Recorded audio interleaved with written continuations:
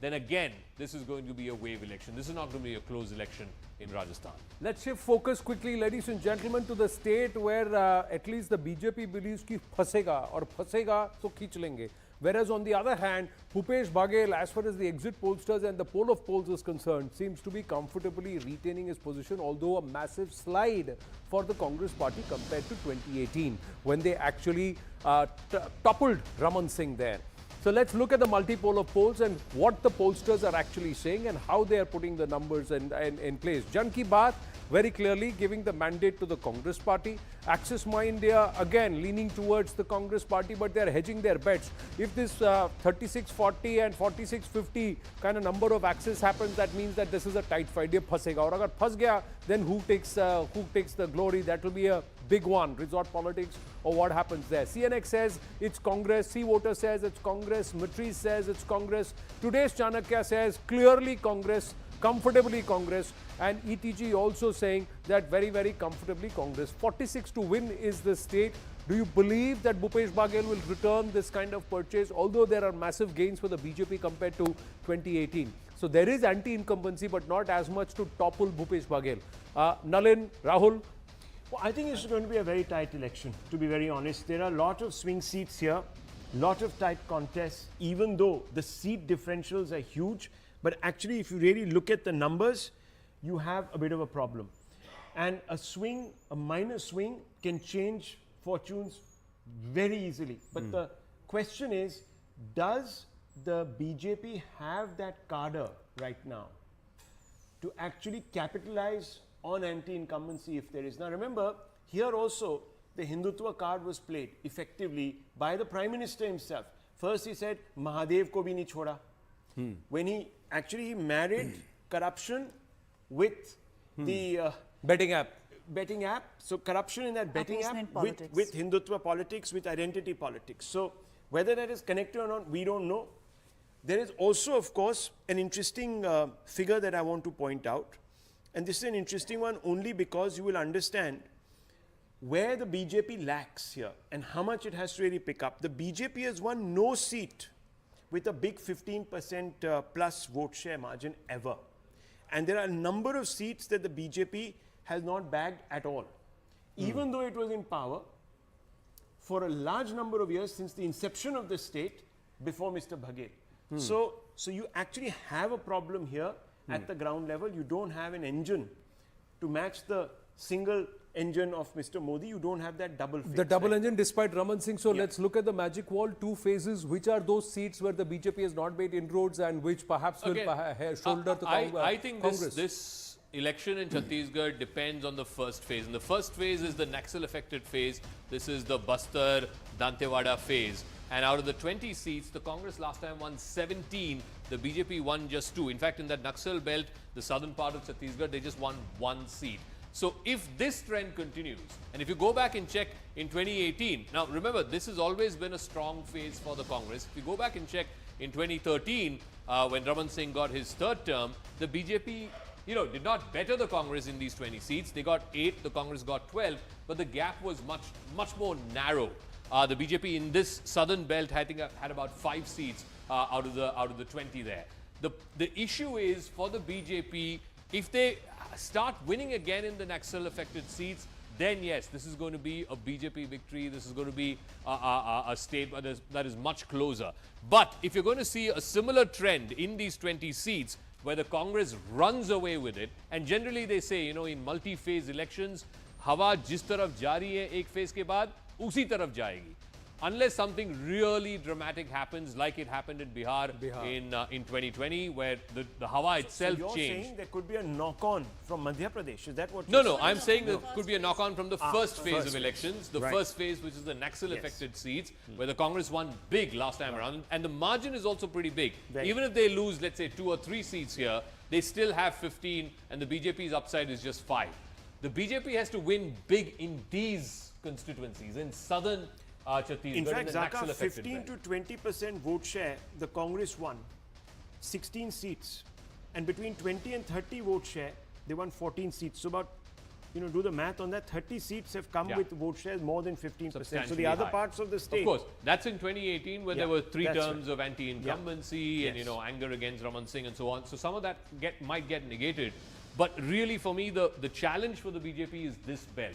If they narrow the gap with the Congress in this belt, then they will make up in the rest of the state. But on ground, we'll have to watch out for this. Is there such a level of anti-incumbency that the Congress will slip from 68 to say a 40 or of 38, that they will lose 30 seats and the BJP will move up significantly to get past the halfway mark and to get 46? As Rahul just said, the swing needed is very little in most seats. And in 2018, Congress won, I think, 25 of the 29 ST seats, the tribal seats. Congress won 25, where BJP had a fair bit of control, if not a lot more than Congress, but they had. So let me just put that number into perspective, because viewers must have just heard you and said, but the gap in these seats is so much. Why is Rahul Shivshankar saying that there is a swing factor here? The reason is Chhattisgarh Plains region has the most swing seats. Over 4 elections, 30% of the seats were won by less than 5% margin. So we are looking at history here, not perhaps what could have been an outlier election last year. So if you really look at the broad time span, then there are a large number of these seats which have changed hands with less than 5%, and 97 seats across 4 elections by between just 5 and 10% margin. So there's a huge number of seats that actually change hands. See, the Draupadi Murmu factor, the Santhal factor, a lot of things that have been done for the STs, security that's been given, all that, will that actually resonate, or is the state actually just thinking, what is the rate per quintal for rice that's being offered? So I think the problem for the BJP in Chhattisgarh is, so look, there has been a larger tribal politics by the BJP, like you mentioned with the president and so on, and there has been at a national level for sure a massive shift in the tribal vote from the Congress to the BJP for the last 6-7 years. But in Chhattisgarh in particular, in local contests, I think the problem for BJP is that it does not have a pan-state leader, which they need. In Rajasthan, they have leaders. In Madhya Pradesh, they have leaders. In Chhattisgarh, after the Raman Singh ruled for 10 years, and after that, the BJP has been fairly leaderless at the state level. And that is a problem for the BJP. And who is this tribal face of the BJP? I mean, I don't know any tribal face of the BJP. And they were also confused through these 5 years, because I tracked their thinking. First they said, okay, let's try and get somebody from the tribal communities and prop them up. Then they said, no, we will go with the OBC face. So then they started pushing forward an OBC face. So they were also extremely confused through these 5 years. Will the BJP gain from the Congress's internal squabbles? The last time around, a lot of the T.S. Singh Deo, Raja Saab belt actually backed him, thinking he will be chief minister. This time they said largely it was Baghel fighting the election, not T.S. Singh Deo. Although Mr. T.S. Singh Deo that day came and said, no, we've been trying to quash this and we've had no acrimony between each other. That's what he told us when he spoke with us here at News 18. So, even Tamradhwaj Sahu, I think, the Sahu community is about 12% in Chhattisgarh. So they now know that if Congress comes back, Baghel is again going to be the CM. There is no hope for their candidate. So the Sahus, there is talk that the Sahus may vote for BJP swing away. In larger numbers. 12% is a lot of votes. 12 numbers is a percent is a lot of vote. But there's a Sarva Adivasi Samaj. That's the precise reason why they've entered this election.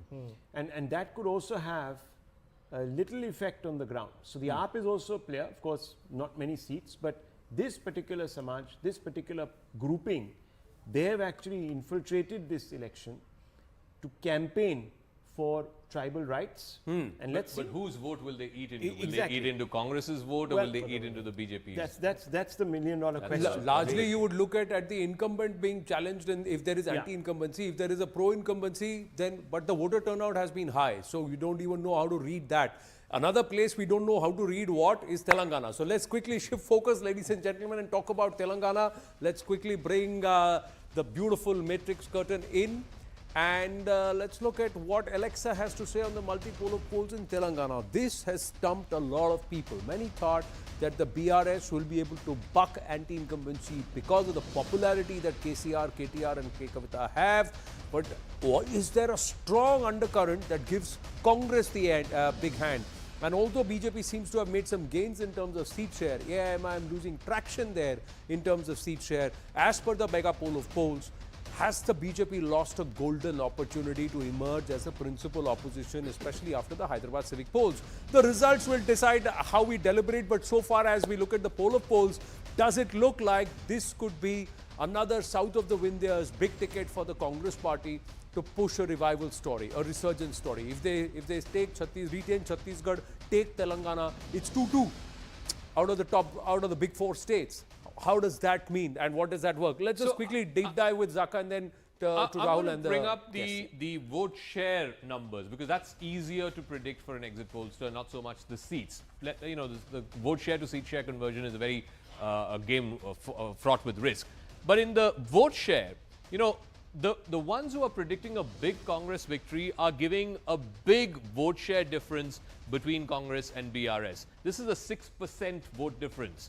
This again, Axis My India, is again a 6% vote difference. If Congress has to win this state, it needs this kind of a vote share difference, because if it is a 38-39 or a 42-43, then Congress will not win this state because, and we've talked about this, the whole Hyderabad problem. The 20 seats in Hyderabad, where the Congress in the last two elections has only won one, and the BRS and the MIM have won a bulk of it, anywhere between 15 to 17.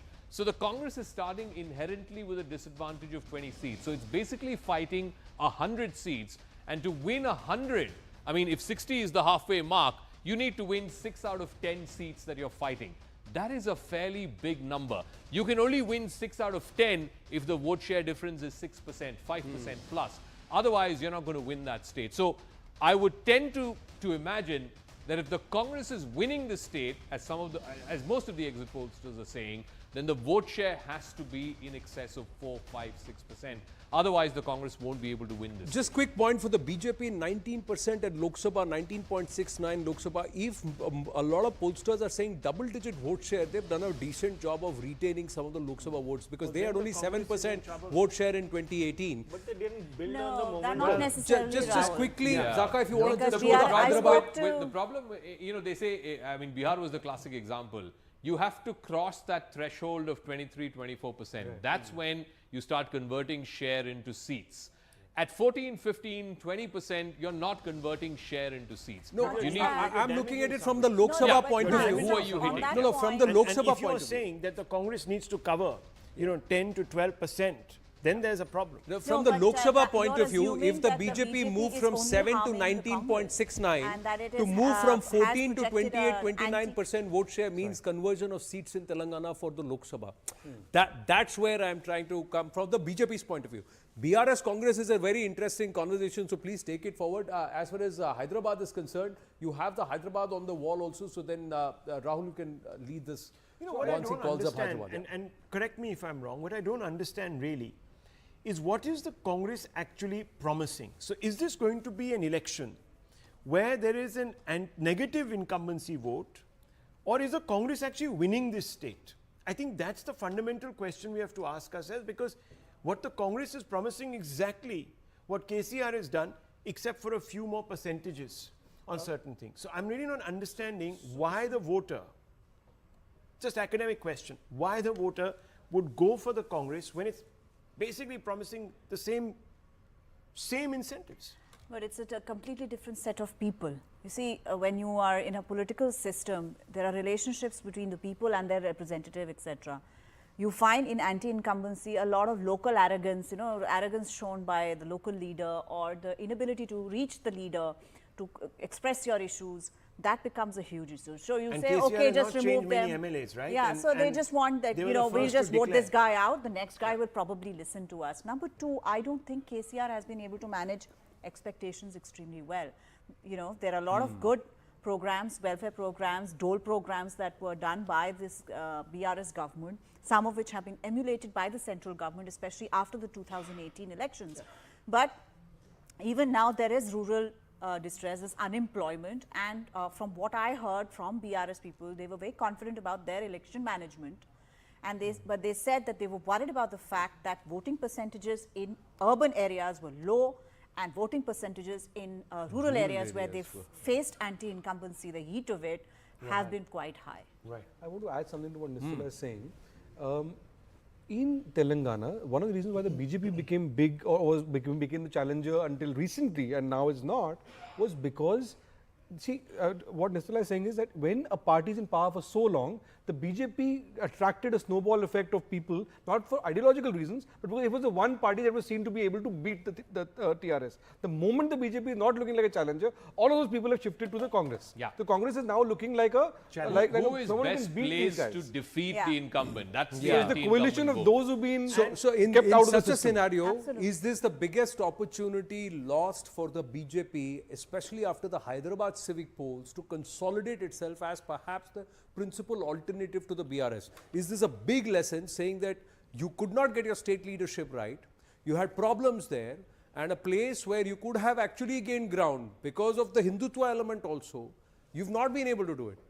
19 to 14 is not, you may say, credible, but you should have gone from 19 at Lok Sabha to about 30% at the Vidhan Sabha to actually pull up. Look at this. 2019, they got what, 4 seats? They got 4 MPs.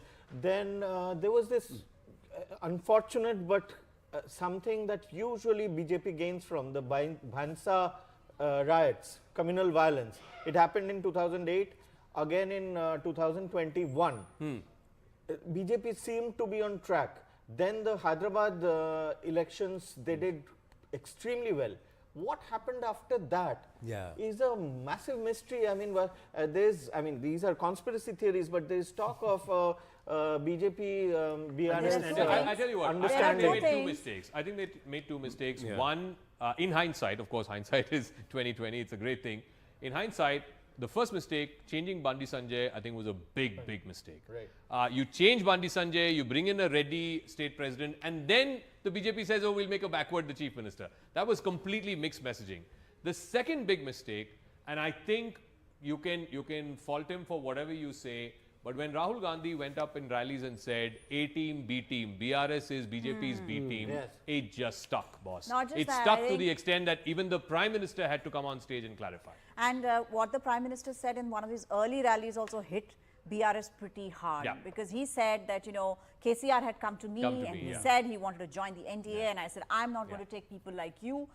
That gave a message to the minority community, which is a significant voter for them, saying that, look, this guy is not reliable anymore, let's just move to the Congress. I agree with you 100%. I think those 2 things really changed. And that X factor was a late X factor. Many people say that the blame for stopping the payout in the Raitu Bandhu scheme could actually affect the Congress. That could, yes. And both the BJP, I don't know, the election commission was very quick on the draw there. They immediately sort of jumped to say, let's quickly. Let's stop it. And on the basis of a Congress complaint. No, on the basis of a Congress complaint. So, when the dust settles, there'll be so many talking points, especially with the state of Telangana, because this is perhaps the only state where we are seeing a multi-cornered fight. We are seeing so many more parties in the fray who've got some bite to the, the entire aspect to the pie itself. One thing we haven't seen, Anand, in that state is widespread agitations. Except once when all the bureaucrats came out, the central government bureaucrats saying that we want the OPS, the old pension scheme. Correct. Remember when they came and they laid siege to the Raj Bhavan, etc. And then, of course, KCR had to sort of come out and say, okay, we look at it, this, that, the other. But they have said that whoever promises us that OPS, we'll vote for them. We'll vote for them. Now, bureaucrats, how big they are a number and what is the influence they can wield, we'll park it there. Let's quickly look at the X factors at this election as we are counting down to the ballot boxes being opened. Ladies and gentlemen, result day live. The X factors, the women matrix. Let me just walk across to this side so I don't have my back to our guests and they can also have a look at this. The women matrix, female voters outnumber men in 34 Madhya Pradesh constituencies, and looks like this is the case even in some of the other states where there are constituencies that will come out where women are turning out in larger numbers. The second factor, let's quickly move on to this one. The second X factor that stands out, if you can shift this, change this, Yeah, this is the second one. The caste equation. Congress's caste census push across states, has this now become a dud? Will this now stop, or will they further push it thinking it will get them dividends, or have the women then just steamrolled the caste card? Is this the last time we are hearing of it in this cycle of elections? We'll wait and watch. That's the caste equation. The third factor. Let's quickly move to the third factor. The third X factor is the freebies promise. So Revdiya, welfareism. Welfareism where you can afford it, welfareism where you don't tax the people indirectly. All of these arguments will come. Ladli Behna welfare scheme, the winning ticket in Madhya Pradesh, whereas some of the other welfares, no matter what you give out as far as the BRS, it doesn't work beyond a certain point. So talking points. Star campaigners, the heavyweights contesting, has it worked? Or has it really egged them to say if they don't win and if they don't help others win, their political careers are at stake? And of course, the PM's whirlwind campaign, Rahul, Priyanka, their Telangana focus. They were not seen actively in Rajasthan, steering clear, not much in Chhattisgarh, not much in Madhya Pradesh, but heavily focused on Telangana. So all of these factors is something that we will talk about, ladies and gentlemen. We've got our entire panel here. We've got many more guests, plus the numbers, they'll start coming in. There's nowhere else to go. Right here, your election news headquarters, CNN News 18. Stay with us.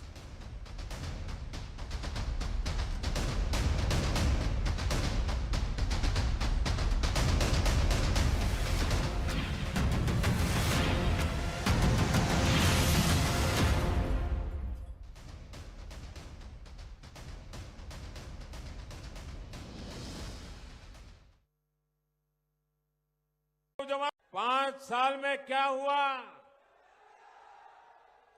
5 साल में जो बर्बादी हुई इसके लिए जिम्मेवार कौन है?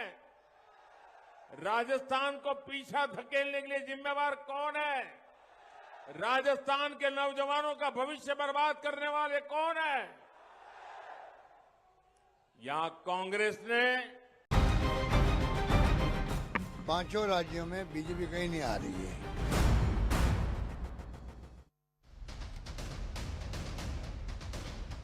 Well, it's all happening live, ladies and gentlemen, as Abhijit Mazumdar walks past our camera and to take his seat. Nitsula Ahbar taking her seat, and there he comes, Nalin Mehta, who till yesterday was author and analyst. Now he is managing editor, Money Control, formally joins the Network 18 family. All of you, namaste.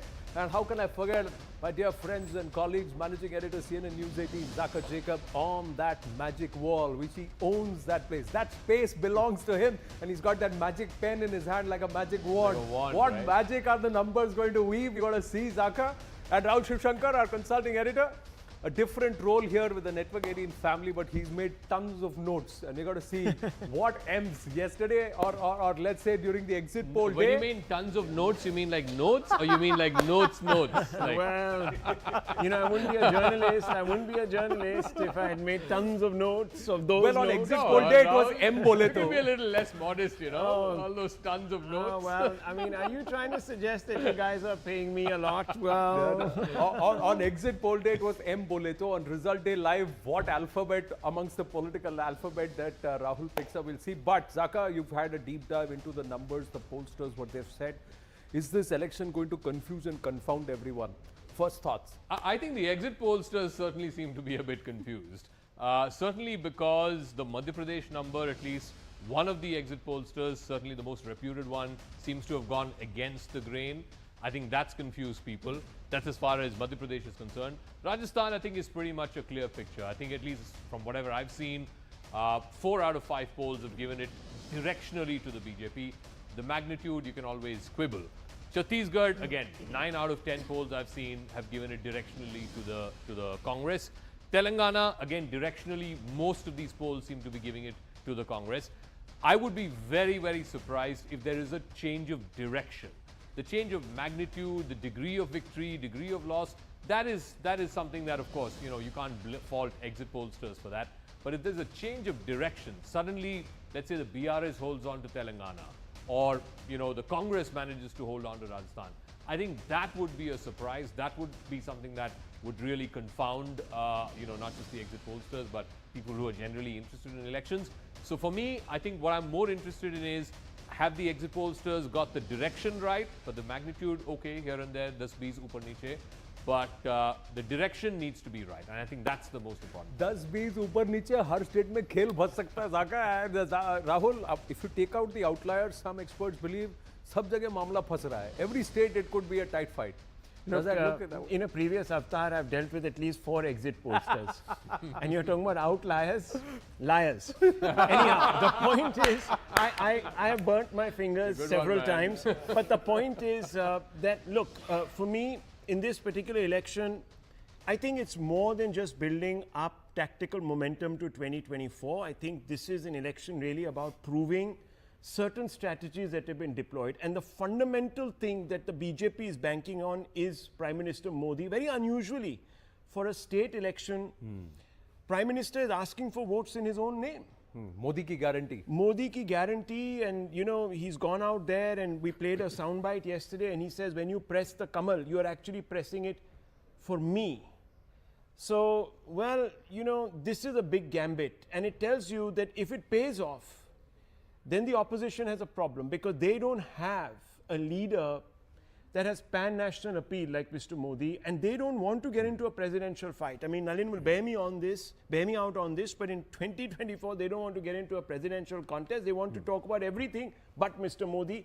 But Mr. Modi has insinuated himself into this contest, and I think it's going to have, and that's why I think the exit pollsters are actually hedging their bets, because after all, you know, when Mr. Modi comes in, and just give me a second, because I just want to point out a couple of statistics, since you said I made a lot of notes. Sure. Just look at the Modi factor. You usually These make are a the lot of white notes, ones, but not the green ones. this one is like, Yeah. So here are the सब white लिख के लाया ones. होता है यार, Okay, I have the pink ones. Okay, the pink pink ones, highlighted ones. Okay, so listen to this, because the Rajasthan Modi factor, how is it play? In 2018, the Brahmins 45% voted for the BJP, 26 Jats, OBC 46%, tribals 40%. 2019, when Mr. Modi was on the ticket, the 45 Brahmins went to 82%, Jats from 26 to 85, OBC 46 to 72%, tribals 40 to 55%. ऐसे बैठना वो top angle से जरा notes दिखा दे हमारे viewers को ये सही में लिख के लाए हैं that camera that's going up it's going to just pan down a little and we're going to see the notes right Rahul वही रखे टेबल पर बॉल ये वही मतलब अच्छे बच्चे जो फ्रंट बेंच पे बैठते हैं.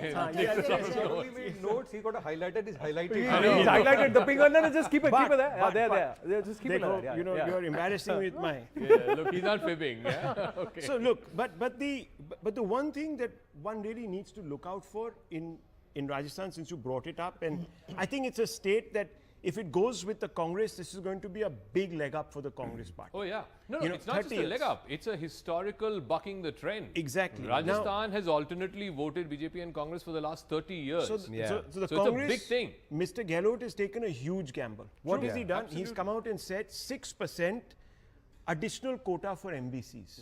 Now, this can have two types of effects. It can consolidate the OBC votes in the favor of the Congress, the tribals and the Dalits, but it can also go the other way, because it could consolidate some of the upper castes, it could consolidate the Jats against Ashok Gehlot. Now, before we bring our in-house guests on board, ladies and gentlemen, quickly telling you, there's a lot of tech and there is a lot of information that we're going to have on Result Day Live. Now, these two cameras belong to Zaka Jacob, and these are robotic cameras that are focused.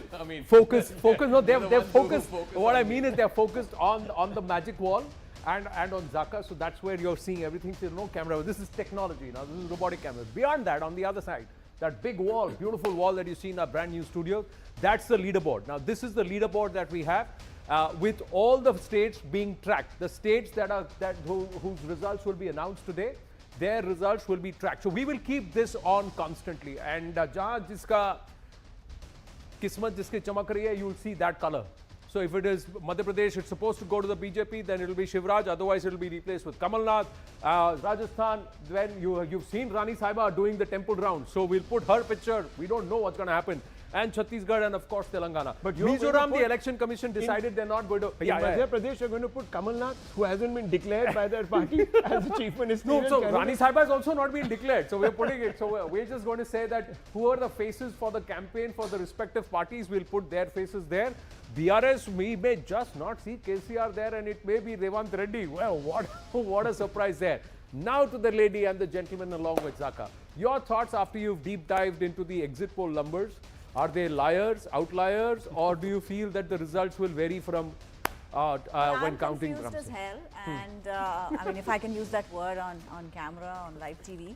And I would also like to say that for many years, I really don't go by exit polls as much as I go by just traditional journalists who've made the rounds, done the campaign trail. Somehow they kind of find a distillation of the common wisdom of the electorate and comes back. So are you a limousine journalist? Because that won't work. I drive a Swift. So So you've got your... Limo liberal. You missed the second part. Limo Limo you know, I liberal. didn't want to go so I'm a political. liberal, but I drive a Swift. I didn't want so- to call her out on her politics, but certainly her I'm a limousine liberal, I can... but I drive a Swift. Certainly not the I can limo- put it down limo to that. kind, yeah. But I do depend on colleagues who have travelled and do convey. So I still find it a very difficult thing to say that BJP may not win Rajasthan or that it may win Madhya Pradesh. No, but you went to Madhya Pradesh, right? I did go to Madhya Pradesh. What did you sense? And what I went within 2-month intervals of this thing. And the first time that I went was just after Ladli Behna had been launched, and I had interviewed the Chief Minister at that time.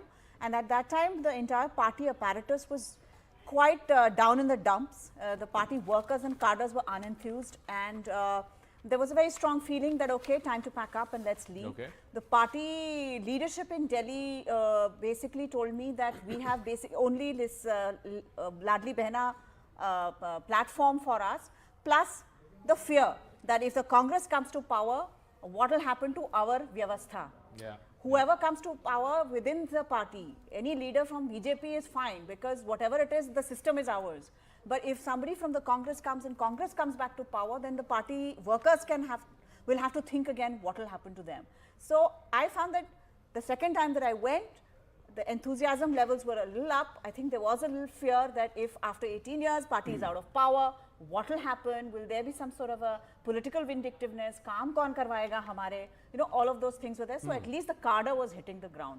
And I think most exit polls are predicating this Madhya Pradesh thing swing towards the BJP because the women's vote has gone up. Yeah, we come to that women vote factor in just a bit. Quickly, just bringing up, it's about numbers. Result Day Live, it's about numbers. So we've got to show off again. Alexa is back at work, and this is an award-winning graphics team that's working in the back end, ladies and gentlemen. So kudos to them. Every time they've put up something, they've walked away with the accolades.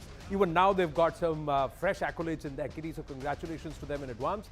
Now let's look at the poll of polls or the multi-poll of polls. What does it say? Largely, the indication here is that the BJP should take it, and if you were to look at the outliers and also some of the others, even if you look at Matriz, if you look at Polstrat or even Jan Ki Baat, everybody, in fact there are three, if there are three pollsters who are giving 150 plus, then you can't call them outliers. That means that there is a clear difference and it's not a close election like it was back in 2018. That's what it looks like, 116 to win, and it looks like the BJP will perhaps many of them internally believe they will do their best ever. 2003, they will beat that 2003 number of around 140, that at that time 140 or 142, if my memory serves me right. They believe that they will do better than that. That's what they believe.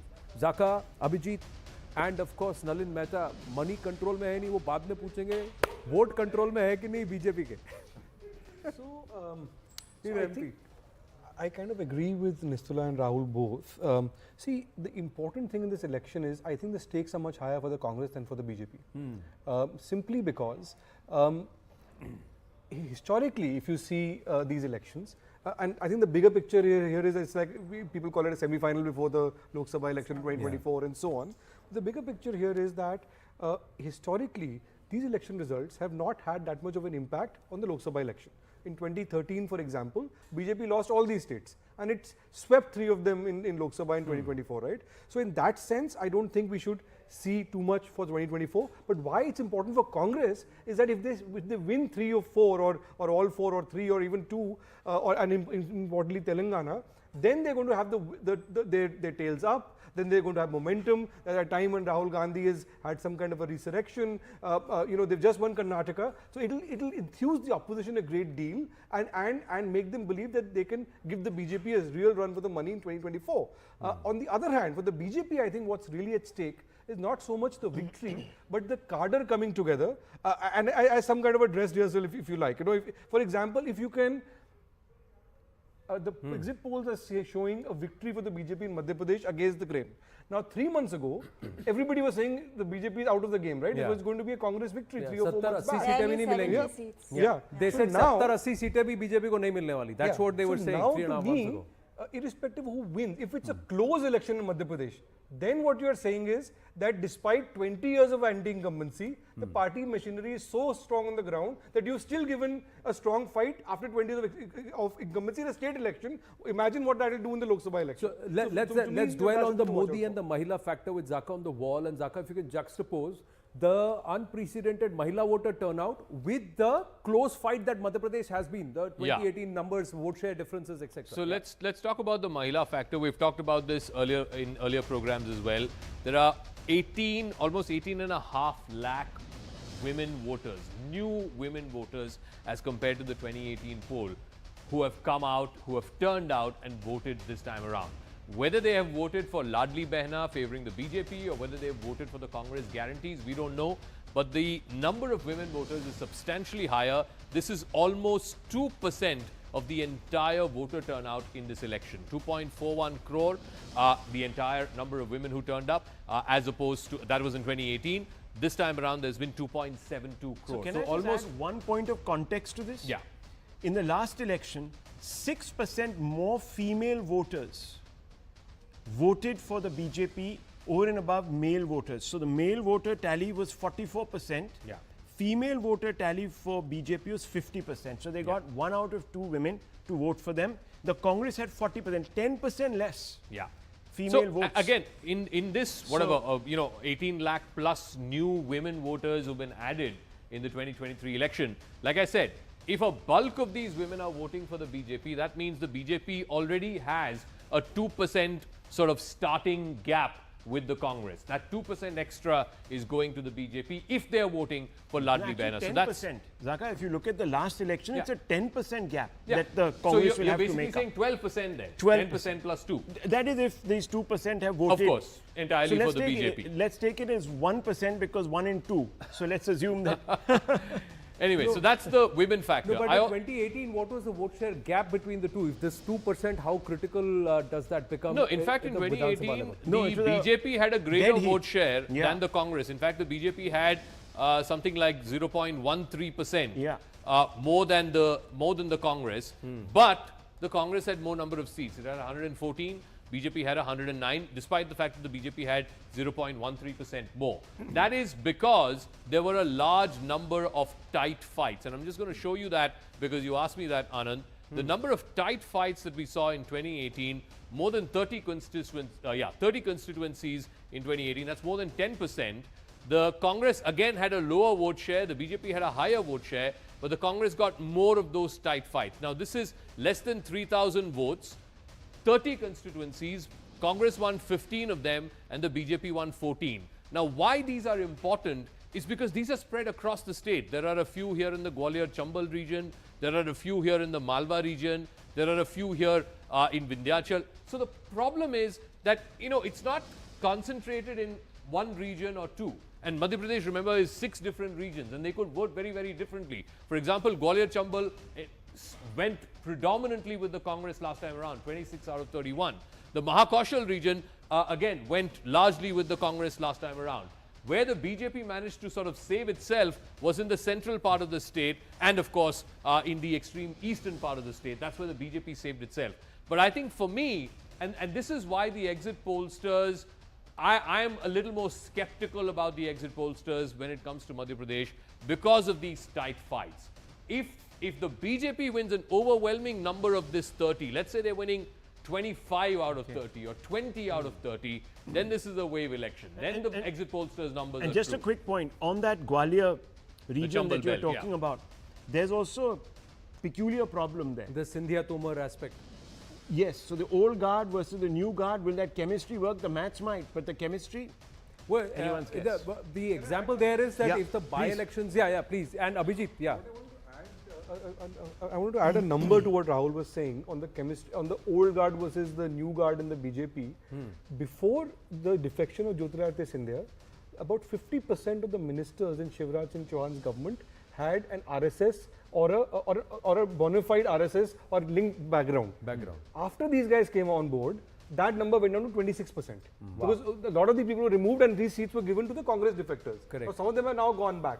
But you know, in this region, these are people who spend their lives fighting the BJP and the BJP fighting them. Now suddenly they're on the BJP side. So that created a lot of problem on the ground. Yeah, but there has been some water under the bridge since that happened, and then the by-elections have happened, and now was that the reason why Narendra Tomar was also sent into that region? Well, and don't saying forget, that rather than sitting somewhere else and orchestrating some diffusion there, you go there and ensure that there is a. So you know what I find really interesting in this is that every major BJP heavyweight in Madhya Pradesh has been deployed to fight the election, right? From ministers to MPs. Jyotiraj Sidhya, who's a minister, has not been deployed. He's campaigned, but he's not been made to contest. I find that really interesting. No, but perhaps that's because they obviously don't want him as the chief minister, and they don't even want to put that message out there. No, somewhere I think it is. The message has been very clear the moment he became union minister and he was moved up, that his focus is now going to be at the center, and the state would be somewhere else. Because in Assam, you suddenly saw, a movement towards somebody who came from outside because of a larger number of factors. But here, of course, correct. But the HBS Sarbananda Sonowal equation is different because HBS was home minister for a long while at the first term. The one point that we forget, Madhya Pradesh has seen the highest voter turnout in its history. Correct. So forget about the women vote. That 2% extra has been this 2% of the Mahilas who have come out 18.3, and that could be important. Ladies and gentlemen, it's result day live. Counting is going to get underway in in some time. So before we get Abhijit Majumdar talking, let's shift focus and quickly cover Rajasthan. Now, what's the story in Rajasthan? And Abhijit, you lead this conversation. Quickly look at the multipolar polls, and again, there are a few pollsters who swung the Congress way, few pollsters who have swung the BJP way. There is an outlier, and largely everybody believes ye phasega. 199 seats mein mamla phasega, nobody has run away. But largely, many in BJP are seeing that they will have a return of the 2013 fortunes, that they will go beyond at least the 125, 130 mark, even if they don't touch 165. The Rani Saiba factor, will it come into play? Today's Chanakya 89, today's Chanakya gives it to Congress, but PMARC, ETG and Axis My India are hedging their bets. Matriz is giving it to the BJP, and CNX is giving it to the Congress, C-Voter is giving it to the Congress. So PMARC, ETG giving it to the BJP, Matriz giving it to the BJP, Axis My India says phasega. That's what it looks like, with Congress with its nose ahead, but phasega. CNC voter are saying कि Congress लेके जा रही है. The extreme numbers, it's a win for the Congress. It's a win for the Congress. But Abhijit Majumdar, is there a twist in this story? Because on ground, in Rajasthan, is there a sentiment that is beyond just the political dynamics and critical belts which moved away from the BJP the last time around, the Gujar belt, Kota and some of the other areas, will they come back to the BJP this time? See, what is confounding about the rest of the states, it's the same with Rajasthan. Rajasthan, because the reports that we have been getting from, say, Madhya Pradesh or Rajasthan or even Chhattisgarh, the exit polls do not seem to sort of match up to that.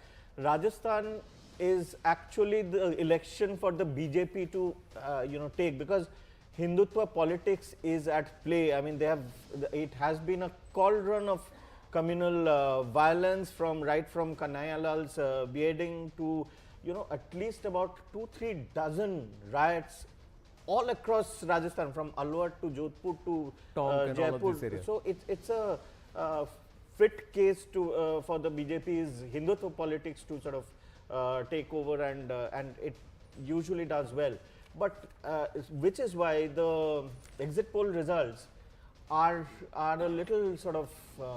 It should have been a runaway victory for the BJP. Should have been. But Rani Saiba not being named, has that played a factor in trying to pull the BJP back, peg the BJP back exactly. in the exit pollsters' predictions? I'm certainly asking. There were. Although many say that Rani Saiba's candidates have got tickets. Yeah. Many rebels from the BJP side this time in the fray. And I wanted to actually know how many of the independents are, the others category also will make a difference, I think, in Rajasthan. But what is most important in the Rajasthan thing and away from the exit polls is that if there is a, very marginal sort of a victory for the BJP in Rajasthan, then, there's a problem for the High Command in Delhi. And if Ashok Gehlot wins, Rajasthan bucking the trend, then again for the Congress High Command there'll be a problem.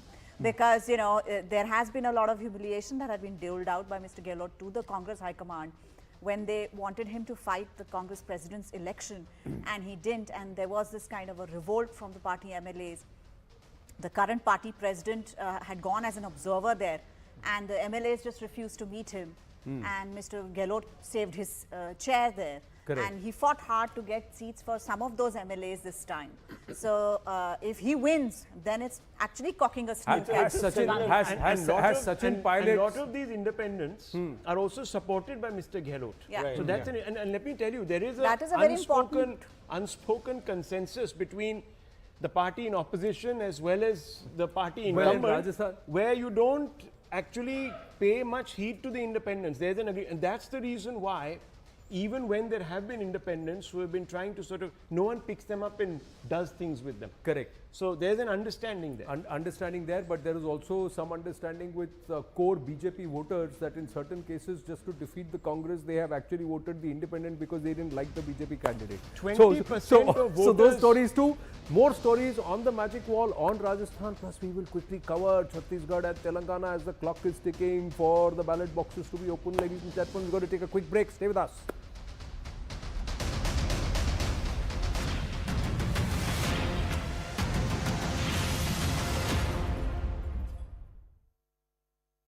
पांच साल में क्या हुआ?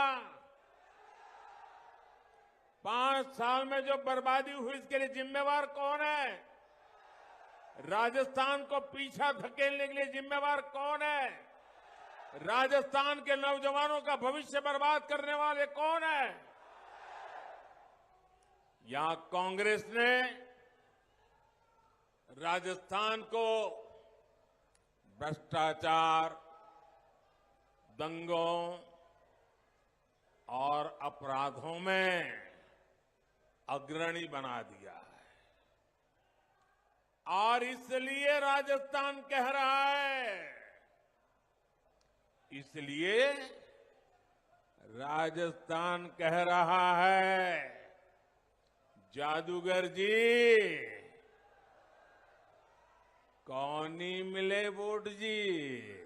एक तरफ BJP सरकार ऐसी योजनाएं बना रही है, फूड पार्क बना रही है, टेक्सटाइल पार्क बना रही है, लेकिन यहां बीआरएस और कांग्रेस का तुष्टीकरण अलग ही लेवल पर चल रहा है।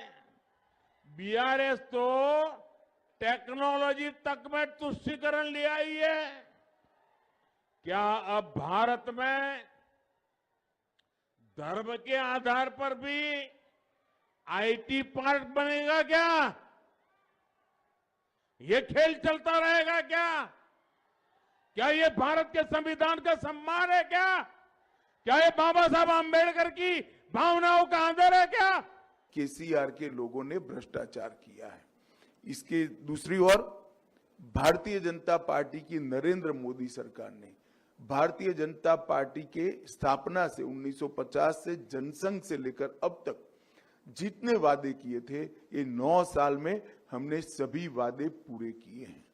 चाहे राम मंदिर बनाने का वादा हो, चाहे धारा 370 को समाप्त करने का वादा हो, चाहे ट्रिपल तलाक को समाप्त करने का वादा हो, चाहे गरीब कल्याण का वादा। आज से देव जगेंगे और कांग्रेस सो जाएगी। 3 दिसंबर कांग्रेस राजस्थान से बाहर और 3 दिसंबर बीजेपी की जीत बम्पर। मामा के पास पैसे की कमी नहीं है। कमलनाथ रोते जाते थे मेरे पास पैसे ही नहीं है। पैसा नहीं तो मुख्यमंत्री काहे बन गए भैया? मेरे पास पैसे की कोई कमी नहीं है। हम सड़कें भी बनाएंगे, हम स्कूल भी खोलेंगे, हम बच्चों को पढ़ाएंगे भी, हम लाडली बहना को भी पैसा देंगे, हम फसलों का भी उचित दाम देंगे, हम 0% ब्याज पे कर्जा भी देंगे, हम लाडली लक्ष्मी के पैसे भी बढ़ाने वाले हैं। सबकी भलाई और विकास का काम हमको करना है। मेरे 2 लक्ष्य हैं। सबसे पहला लक्ष्य, बड़ा लक्ष्य, जो मैंने आपको पहले कह दिया, मोहब्बत का देश है। देश में नफरत को मिटाने का मेरा पहला लक्ष्य है। अब वो काम पूरा करने के लिए नरेंद्र मोदी को दिल्ली में हराना होगा। उसके बिना यह काम नहीं किया जा सकता। और अगर हमें नरेंद्र मोदी को दिल्ली में हराना है तो तेलंगाना में केसीआर को पहले हराना होगा। भाइयों और बहनों, ये एक ही टीम है। मोदी जी का क्या कहना, देश के पहले ऐसे प्रधानमंत्री हैं जो परमानेंट अपनी ही पीड़ा में परेशान रहते हैं। कर्नाटका गए, बड़ी लंबी लिस्ट ले गए कि भाई मुझे इतनी गालियां दी हैं, यहाँ भी कहने लगे मुझे इतनी गालियां दी हैं, रोते ही रहते हैं। लगता है आपने वो सलमान खान की पिक्चर देखी है तेरे नाम, उसमें सलमान खान शुरू से अंत तक रोते ही रहते हैं। मैं तो कहती हूँ मोदी जी के लिए भी पिक्चर बना देते हैं, उसका नाम रखेंगे मेरे नाम। आज अगर आप देखेंगे कोलकाता में दीदी रोक रही है, दिल्ली में अपनी ही पीड़ा में परेशान रहते हैं। कर्नाटका गए, बड़ी लंबी लिस्ट ले गए कि भाई मुझे इतनी गालियां दी हैं, यहाँ भी कहने लगे मुझे इतनी गालियां दी हैं, रोते ही रहते हैं। लगता है आपने वो सलमान खान की पिक्चर देखी है तेरे नाम, उसमें सलमान खान शुरू से अंत तक रोते ही रहते हैं। मैं तो कहती हूँ मोदी जी के लिए भी पिक्चर बना देते हैं, उसका नाम रखेंगे मेरे नाम।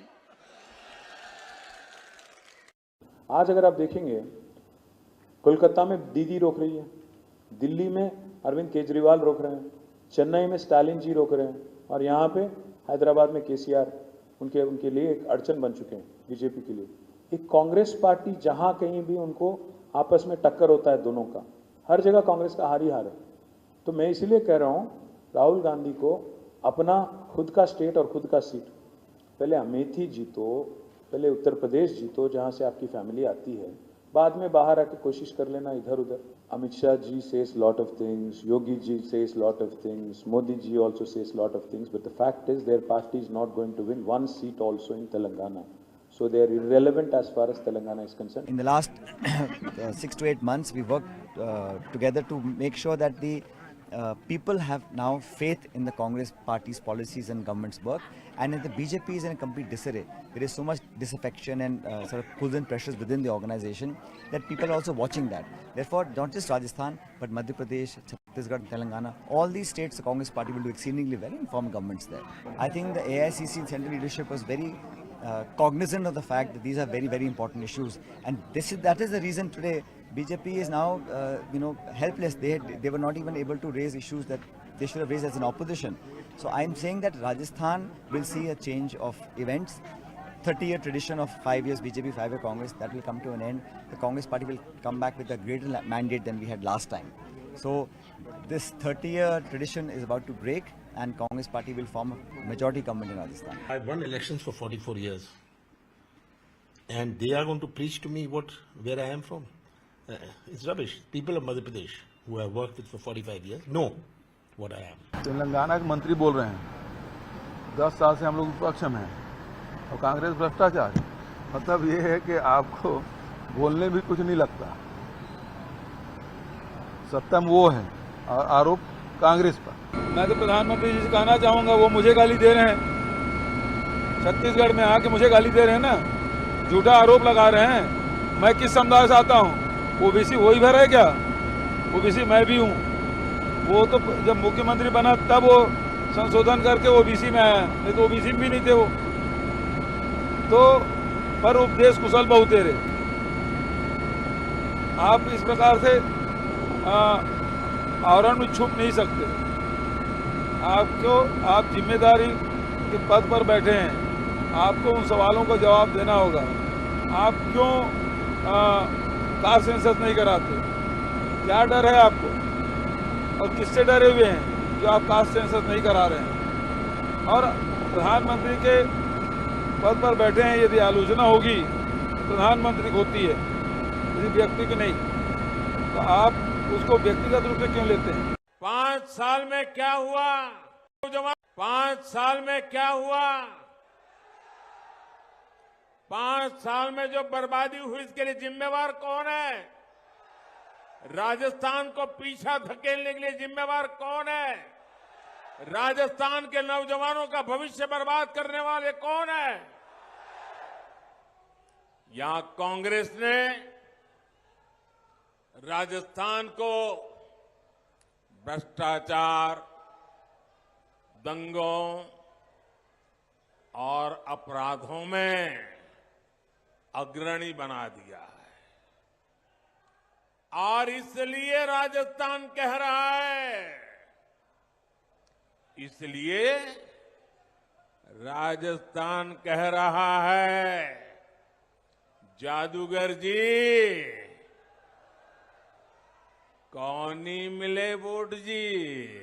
एक तरफ बीजेपी सरकार ऐसी योजनाएं बना रही है, फूड पार्क बना रही है, टेक्सटाइल पार्क बना रही है, लेकिन यहां बीआरएस और कांग्रेस का तुष्टीकरण अलग ही लेवल पर चल रहा है। बीआरएस तो टेक्नोलॉजी तक में तुष्टीकरण ले आई है। क्या अब भारत में धर्म के आधार पर भी आईटी पार्क बनेगा क्या? ये खेल चलता रहेगा क्या? क्या ये भारत के संविधान का सम्मान है क्या? क्या ये बाबा साहब आंबेडकर की भावनाओं का आदर है क्या? केसीआर के लोगों ने भ्रष्टाचार किया है। इसके दूसरी ओर भारतीय जनता पार्टी की नरेंद्र मोदी सरकार ने भारतीय जनता पार्टी के स्थापना से 1950 से जनसंघ से लेकर अब तक जितने वादे किए थे, ये 9 साल में हमने सभी वादे पूरे किए हैं। चाहे राम मंदिर बनाने का वादा हो, चाहे धारा 370 को समाप्त करने का वादा हो, चाहे ट्रिपल तलाक को समाप्त करने का वादा हो, चाहे गरीब कल्याण का वादा। आज से देव जगेंगे और कांग्रेस सो जाएगी। 3 दिसंबर कांग्रेस राजस्थान से बाहर और 3 दिसंबर बीजेपी की जीत बम्पर। मामा के पास पैसे की कमी नहीं है। कमलनाथ रोते जाते थे मेरे पास पैसे ही नहीं है, पैसा नहीं तो मुख्यमंत्री काहे बन गए भैया। मेरे पास पैसे की कोई कमी नहीं है। हम सड़कें भी बनाएंगे, हम स्कूल भी खोलेंगे, हम बच्चों को पढ़ाएंगे भी, हम लाडली बहना को भी पैसा देंगे, हम फसलों का भी उचित दाम देंगे, हम 0% ब्याज पे कर्जा भी देंगे, हम लाडली लक्ष्मी के पैसे भी बढ़ाने वाले हैं। सबकी भलाई और विकास का काम हमको करना है। मेरे 2 लक्ष्य हैं। सबसे पहला लक्ष्य, बड़ा लक्ष्य जो मैंने आपको पहले कह दिया, मोहब्बत का देश है, देश में नफरत को मिटाने का मेरा पहला लक्ष्य। अब वो काम पूरा करने के लिए नरेंद्र मोदी को दिल्ली में हराना होगा। उसके बिना यह काम नहीं किया जा सकता। और अगर हमें नरेंद्र मोदी को दिल्ली में हराना है तो तेलंगाना में केसीआर को पहले हराना होगा। भाइयों और बहनों, ये एक ही टीम है। मोदी जी का क्या कहना, देश के पहले ऐसे प्रधानमंत्री हैं जो परमानेंट अपनी ही पीड़ा में परेशान रहते हैं। कर्नाटका गए, बड़ी लंबी लिस्ट ले गए कि भाई मुझे इतनी गालियां दी हैं, यहां भी कहने लगे मुझे इतनी गालियां दी हैं, रोते ही रहते हैं। लगता है आपने वो सलमान खान की पिक्चर देखी है तेरे नाम, उसमें सलमान खान शुरू से अंत तक रोते ही रहते हैं। मैं तो कहती हूँ मोदी जी के लिए भी पिक्चर बना देते हैं, उसका नाम रखेंगे मेरे नाम। आज अगर आप देखेंगे, कोलकाता में दीदी रोक रही है, दिल्ली में अरविंद केजरीवाल रोक रहे हैं, चेन्नई में स्टालिन जी रोक रहे हैं, और यहाँ पे हैदराबाद में केसीआर उनके लिए एक अड़चन बन चुके हैं बीजेपी के लिए। एक कांग्रेस पार्टी जहाँ कहीं भी उनको आपस में टक्कर होता है दोनों का, हर जगह कांग्रेस का हार ही हार है।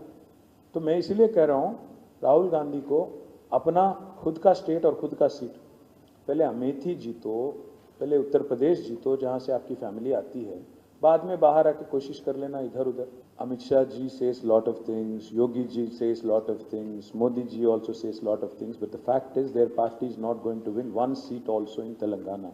So they are irrelevant as far as Telangana is concerned. In the last 6 to 8 months, we worked together to make sure that the people have now faith in the Congress party's policies and government's work, and if the BJP is in a complete disarray, there is so much disaffection and sort of pulls and pressures within the organization that people are also watching that. Therefore, not just Rajasthan, but Madhya Pradesh, Chhattisgarh, Telangana, all these states, the Congress party will do exceedingly well and form governments there.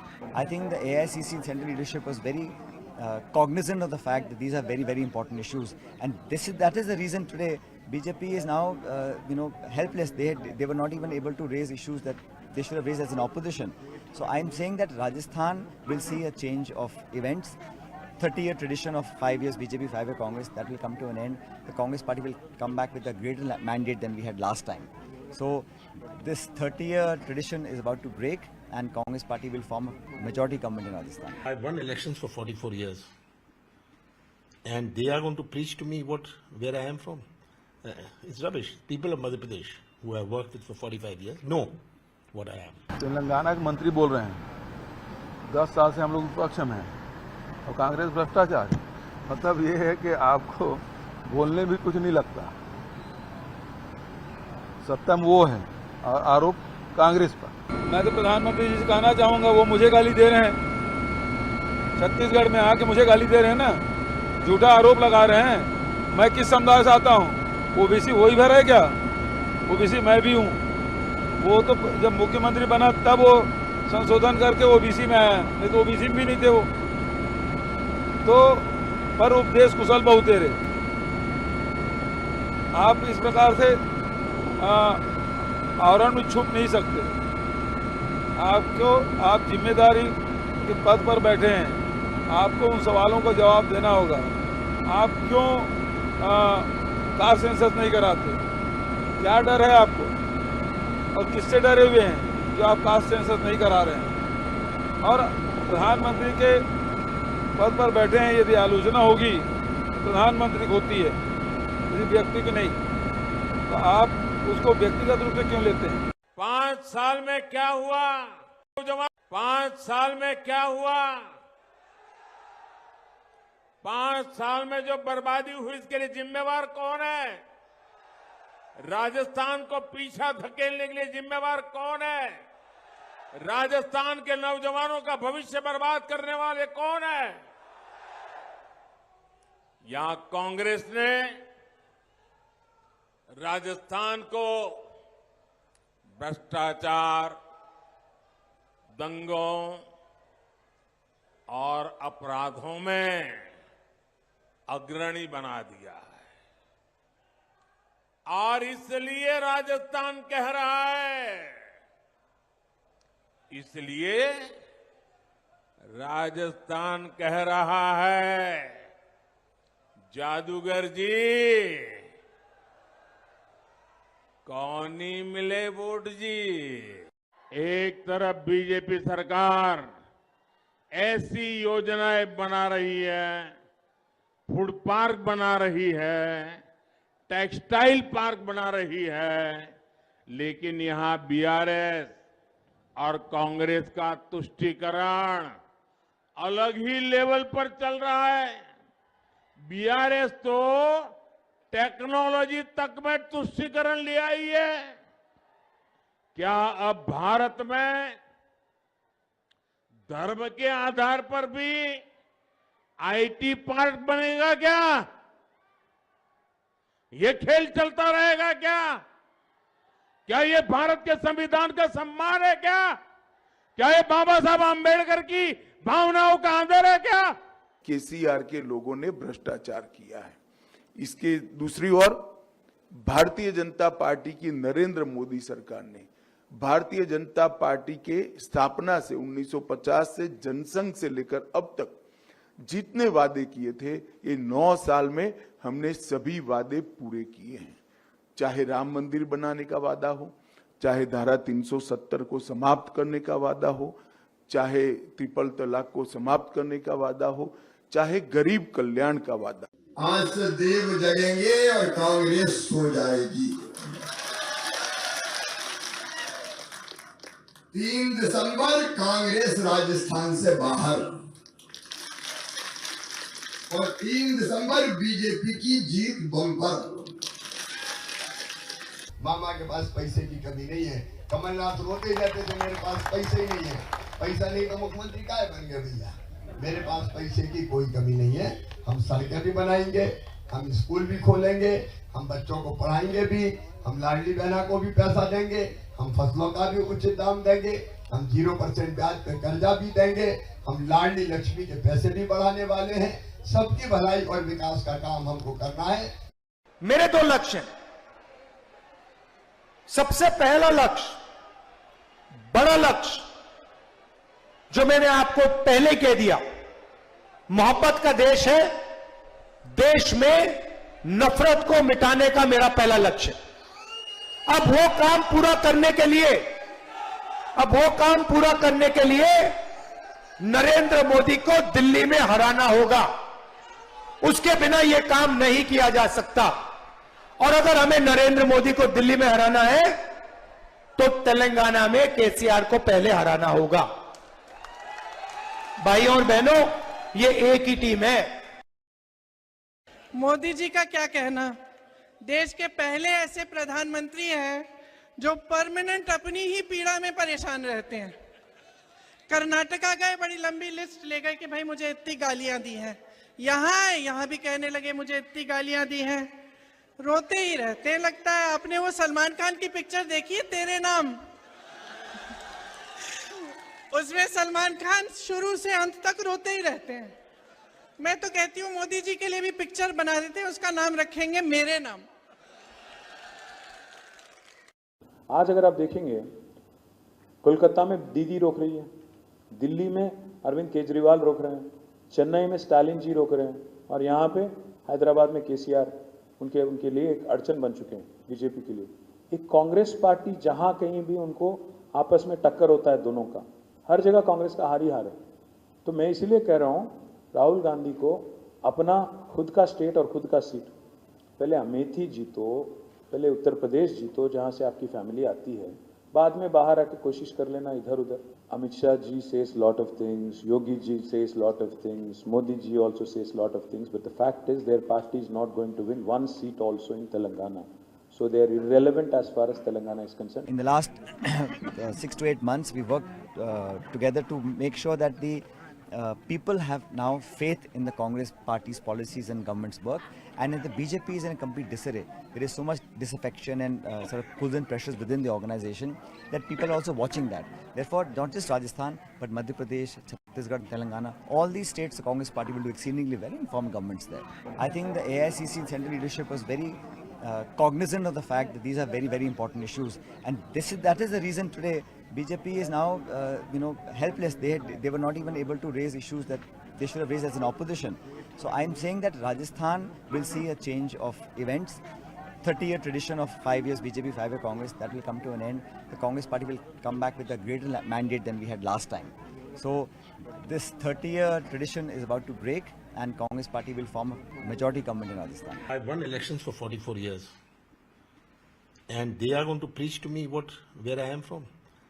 It's rubbish. People of Madhya Pradesh, who have worked with for 45 years, know what I am. Telangana के मंत्री बोल रहे हैं 10 साल से हम लोग विपक्ष में हैं और कांग्रेस भ्रष्टाचार। मतलब ये है कि आपको बोलने भी कुछ नहीं लगता, सत्ता में वो है और आरोप कांग्रेस पर।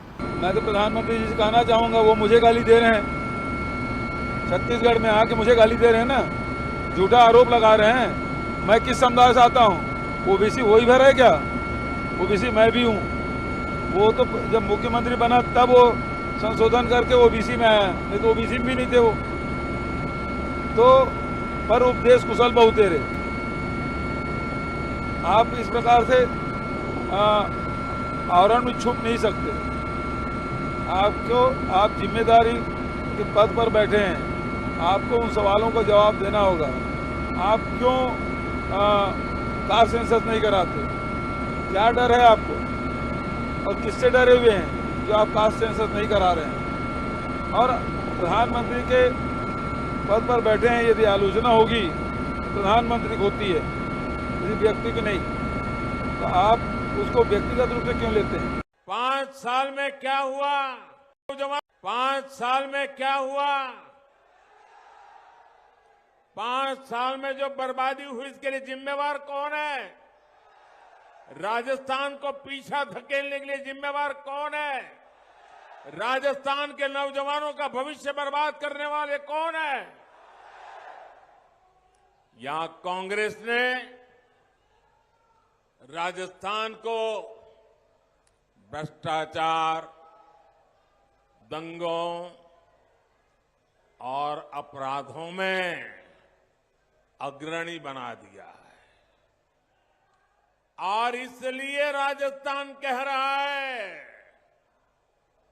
इसलिए राजस्थान कह रहा है, जादूगर जी कौन ही मिले वोट जी। एक तरफ बीजेपी सरकार ऐसी योजनाएं बना रही है, फूड पार्क बना रही है, टेक्सटाइल पार्क बना रही है, लेकिन यहां बीआरएस और कांग्रेस का तुष्टीकरण अलग ही लेवल पर चल रहा है। बीआरएस तो टेक्नोलॉजी तक में तुष्टीकरण ले आई है। क्या अब भारत में धर्म के आधार पर भी आईटी पार्क बनेगा क्या? ये खेल चलता रहेगा क्या? क्या ये भारत के संविधान का सम्मान है क्या? क्या ये बाबा साहब आंबेडकर की भावनाओं का आदर है क्या? केसीआर के लोगों ने भ्रष्टाचार किया है। इसके दूसरी ओर भारतीय जनता पार्टी की नरेंद्र मोदी सरकार ने भारतीय जनता पार्टी के स्थापना से 1950 से जनसंघ से लेकर अब तक जितने वादे किए थे, ये 9 साल में हमने सभी वादे पूरे किए हैं।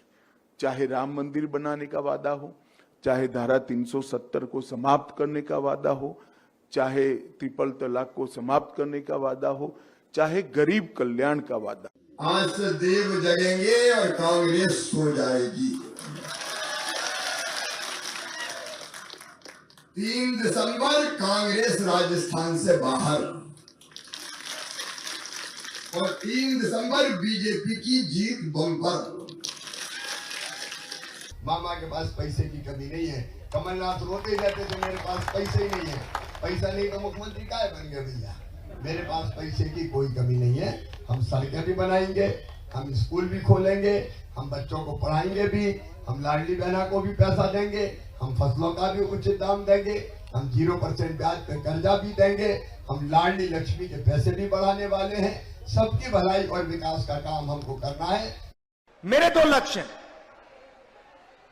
सबसे पहला लक्ष्य, बड़ा लक्ष्य जो मैंने आपको पहले कह दिया, मोहब्बत का देश है।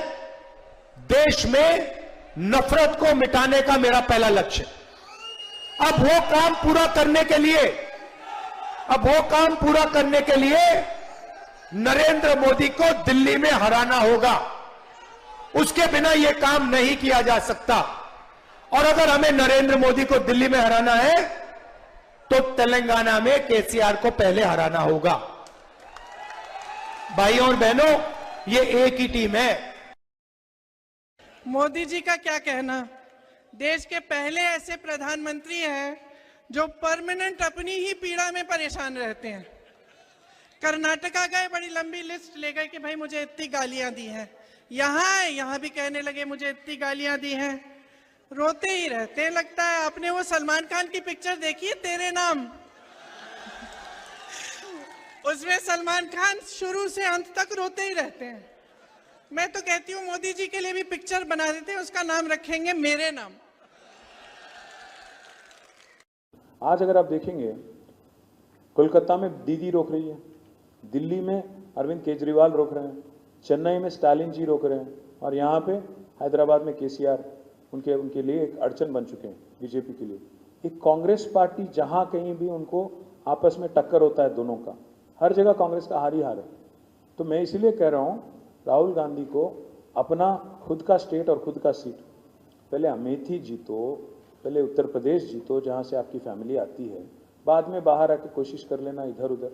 Amit Shah ji says lot of things, Yogi ji says lot of things, Modi ji also says lot of things, but the fact is their party is not going to win one seat also in Telangana. So they are irrelevant as far as Telangana is concerned. In the last 6 to 8 months, we worked together to make sure that the people have now faith in the Congress party's policies and government's work, and if the BJP is in a complete disarray, there is so much disaffection and sort of pulls and pressures within the organization that people are also watching that. Therefore, not just Rajasthan, but Madhya Pradesh, Chhattisgarh, Telangana, all these states, the Congress party will do exceedingly well and form governments there. I think the AICC central leadership was very cognizant of the fact that these are very, very important issues, and that is the reason today BJP is now, helpless. They were not even able to raise issues that they should have raised as an opposition. So I'm saying that Rajasthan will see a change of events. 30-year tradition of 5 years BJP, 5-year Congress, that will come to an end. The Congress party will come back with a greater mandate than we had last time. So this 30-year tradition is about to break, and Congress party will form a majority government in Rajasthan. I've won elections for 44 years. And they are going to preach to me where I am from.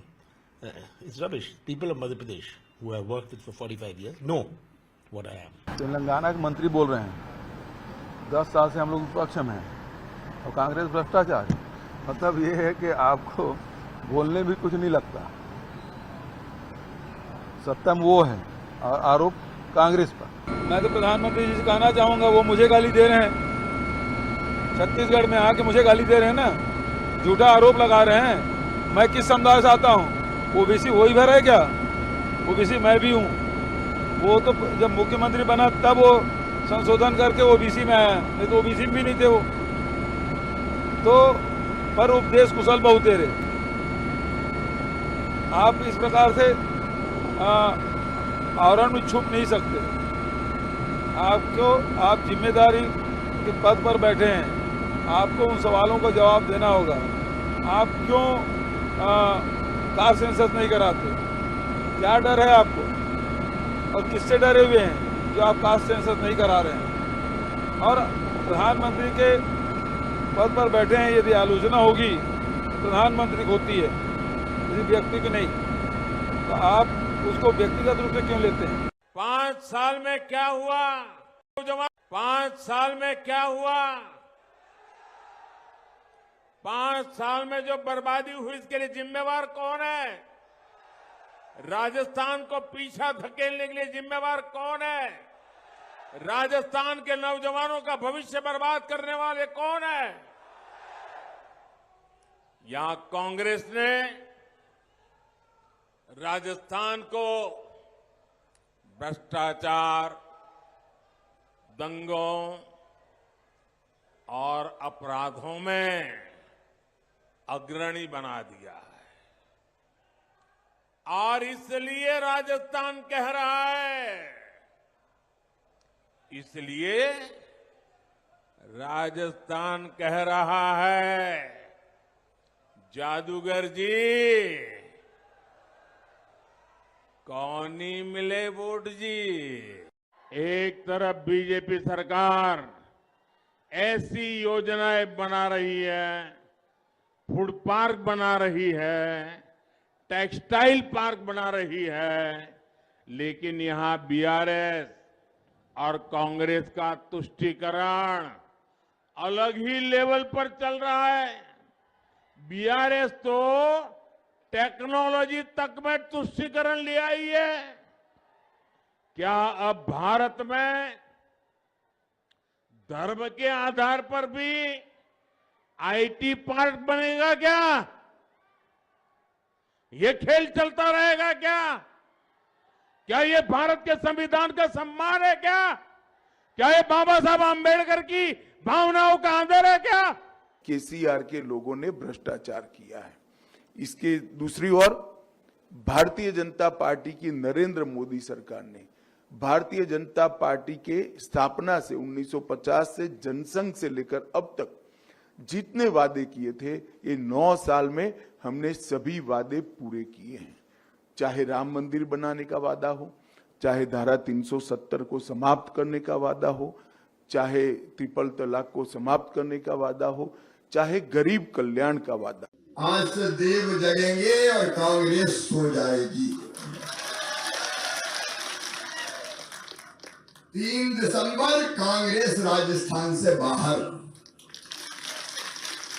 और 3 दिसंबर BJP की जीत bumper. मामा के पास पैसे की कमी नहीं है। कमलनाथ रोते जाते थे मेरे पास पैसे ही नहीं है, पैसा नहीं तो मुख्यमंत्री काहे बन गए भैया।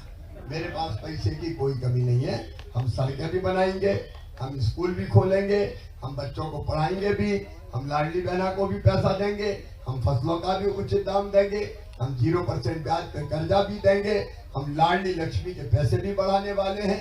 सबकी भलाई और विकास का काम हमको करना है। मेरे 2 लक्ष्य हैं।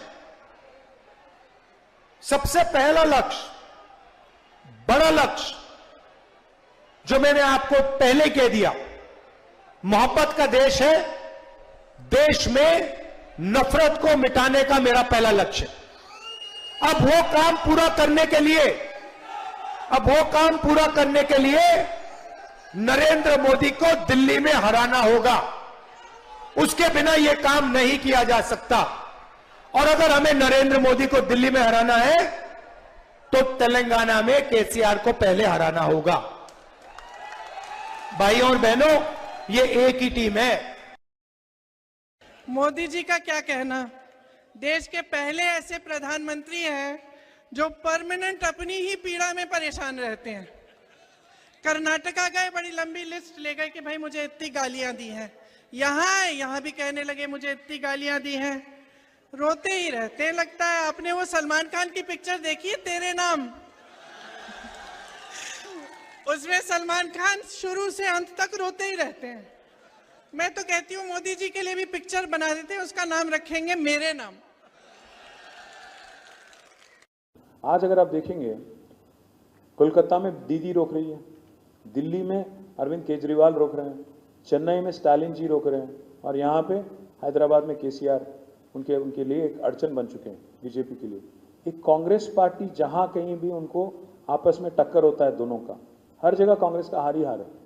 तो मैं इसीलिए कह रहा हूँ राहुल गांधी को अपना खुद का स्टेट और खुद का सीट, पहले अमेठी जीतो, पहले उत्तर प्रदेश जीतो जहाँ से आपकी फैमिली आती है, बाद में बाहर आके कोशिश कर लेना इधर उधर। Amit Shah ji says lot of things, Yogi ji says lot of things, Modi ji also says lot of things, but the fact is their party is not going to win one seat also in Telangana. So they are irrelevant as far as Telangana is concerned. In the last 6 to 8 months, we worked together to make sure that the people have now faith in the Congress party's policies and government's work, and if the BJP is in a complete disarray, there is so much disaffection and sort of pulls and pressures within the organization that people are also watching that. Therefore, not just Rajasthan, but Madhya Pradesh, Chhattisgarh, Telangana, all these states the Congress party will do exceedingly well and form governments there. I think the AICC central leadership was very cognizant of the fact that these are very, very important issues, and that is the reason today BJP is now, helpless. They were not even able to raise issues that they should have raised as an opposition. So I'm saying that Rajasthan will see a change of events. 30-year tradition of 5 years BJP, 5-year Congress, that will come to an end. The Congress party will come back with a greater mandate than we had last time. So this 30-year tradition is about to break, and Congress party will form a majority government in Rajasthan. I've won elections for 44 years. And they are going to preach to me where I am from. It's rubbish. People of Madhya Pradesh, who have worked with for 45 years, know what I am. Telangana के मंत्री बोल रहे हैं 10 साल से हम लोग विपक्ष में हैं और कांग्रेस भ्रष्टाचार है। मतलब ये है कि आपको बोलने भी कुछ नहीं लगता। सत्ता में वो है और आरोप कांग्रेस पर। मैं तो प्रधानमंत्री जी से कहना चाहूँगा, वो मुझे गाली दे रहे हैं, छत्तीसगढ़ में आके मुझे गाली दे रहे हैं ना, झूठा आरोप लगा रहे हैं। मैं किस समुदाय से आता हूँ? ओबीसी वही भर है क्या? ओबीसी मैं भी हूँ। वो तो जब मुख्यमंत्री बना तब वो संशोधन करके ओबीसी में आया, नहीं तो ओबीसी में भी नहीं थे वो। तो पर उपदेश कुशल बहुतेरे। आप इस प्रकार से आवरण में छुप नहीं सकते। आप जिम्मेदारी के पद पर बैठे हैं, आपको उन सवालों का जवाब देना होगा। आप क्यों कास्ट सेंसस नहीं कराते? क्या डर है आपको? और किससे डरे हुए हैं जो आप कास्ट सेंसस नहीं करा रहे हैं? और प्रधानमंत्री के पद पर बैठे हैं, यदि आलोचना होगी प्रधानमंत्री को होती है, किसी व्यक्ति की नहीं, तो आप उसको व्यक्तिगत रूप से क्यों लेते हैं? 5 साल में क्या हुआ? 5 साल में क्या हुआ? 5 साल में जो बर्बादी हुई, इसके लिए जिम्मेवार कौन है? राजस्थान को पीछा धकेलने के लिए जिम्मेवार कौन है? राजस्थान के नौजवानों का भविष्य बर्बाद करने वाले कौन है? यहां कांग्रेस ने राजस्थान को भ्रष्टाचार, दंगों और अपराधों में अग्रणी बना दिया है और इसलिए राजस्थान कह रहा है, इसलिए राजस्थान कह रहा है, जादूगर जी कौन ही मिले वोट जी। एक तरफ बीजेपी सरकार ऐसी योजनाएं बना रही है, फूड पार्क बना रही है, टेक्सटाइल पार्क बना रही है, लेकिन यहां बीआरएस और कांग्रेस का तुष्टीकरण अलग ही लेवल पर चल रहा है। बीआरएस तो टेक्नोलॉजी तक में तुष्टीकरण ले आई है।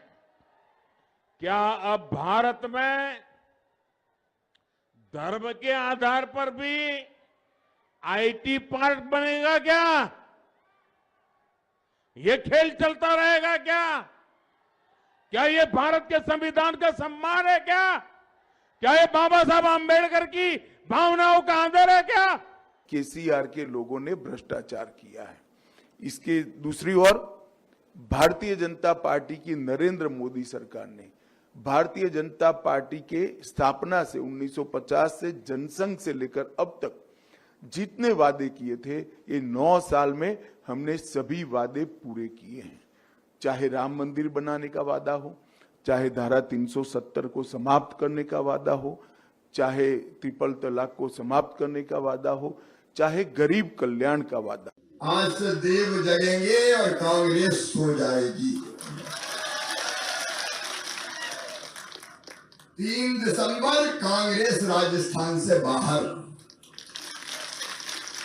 और 3 दिसंबर बीजेपी की जीत बम्पर।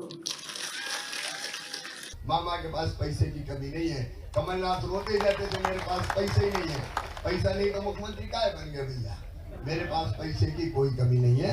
हम सड़कें भी बनाएंगे, हम स्कूल भी खोलेंगे, हम बच्चों को पढ़ाएंगे भी, हम लाडली बहना को भी पैसा देंगे, हम फसलों का भी उचित दाम देंगे, हम 0% ब्याज पे कर्जा भी देंगे, हम लाडली लक्ष्मी के पैसे भी बढ़ाने वाले हैं। सबकी भलाई और विकास का काम हमको करना है। मेरे 2 लक्ष्य, सबसे पहला लक्ष्य, बड़ा लक्ष्य जो मैंने आपको पहले कह दिया, मोहब्बत का देश है, देश में नफरत को मिटाने का मेरा पहला लक्ष्य। अब वो काम पूरा करने के लिए नरेंद्र मोदी को दिल्ली में हराना होगा। उसके बिना यह काम नहीं किया जा सकता। और अगर हमें नरेंद्र मोदी को दिल्ली में हराना है तो तेलंगाना में केसीआर को पहले हराना होगा।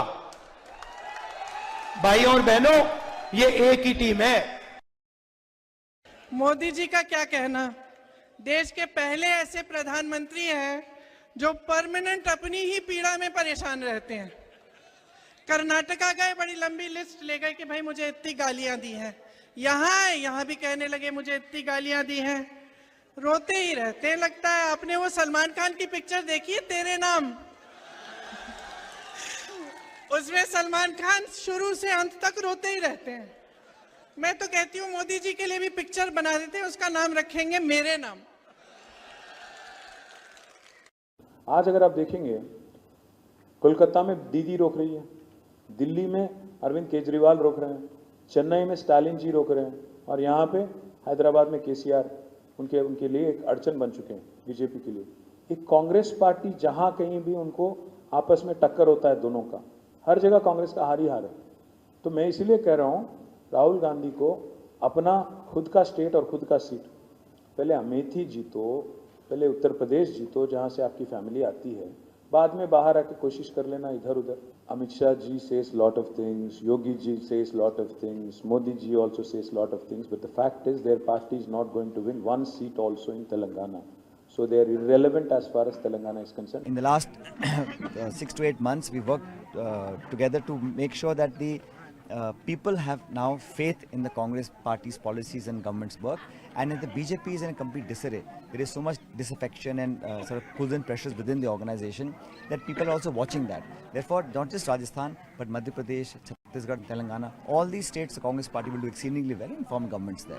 I think the AICC central leadership was very cognizant of the fact that these are very, very important issues, and that is the reason today BJP is now, helpless. They were not even able to raise issues that they should have raised as an opposition. So I'm saying that Rajasthan will see a change of events. 30-year tradition of 5 years BJP, 5-year Congress, that will come to an end. The Congress party will come back with a greater mandate than we had last time.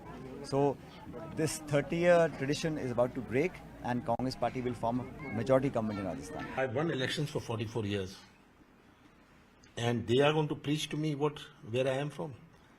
It's rubbish. People of Madhya Pradesh who have worked with for 45 years know what I am. Telangana के मंत्री बोल रहे हैं 10 साल से हम लोग विपक्ष में हैं और कांग्रेस भ्रष्टाचार है. मतलब ये है कि आपको बोलने भी कुछ नहीं लगता. सत्ता में वो है और आरोप कांग्रेस पर. मैं तो प्रधानमंत्री जी से कहना चाहूँगा, वो मुझे गाली दे रहे हैं, छत्तीसगढ़ में आके मुझे गाली दे रहे हैं ना, झूठा आरोप लगा रहे हैं. मैं किस समुदाय से आता हूँ? ओबीसी वही भर है क्या? ओबीसी मैं भी हूँ.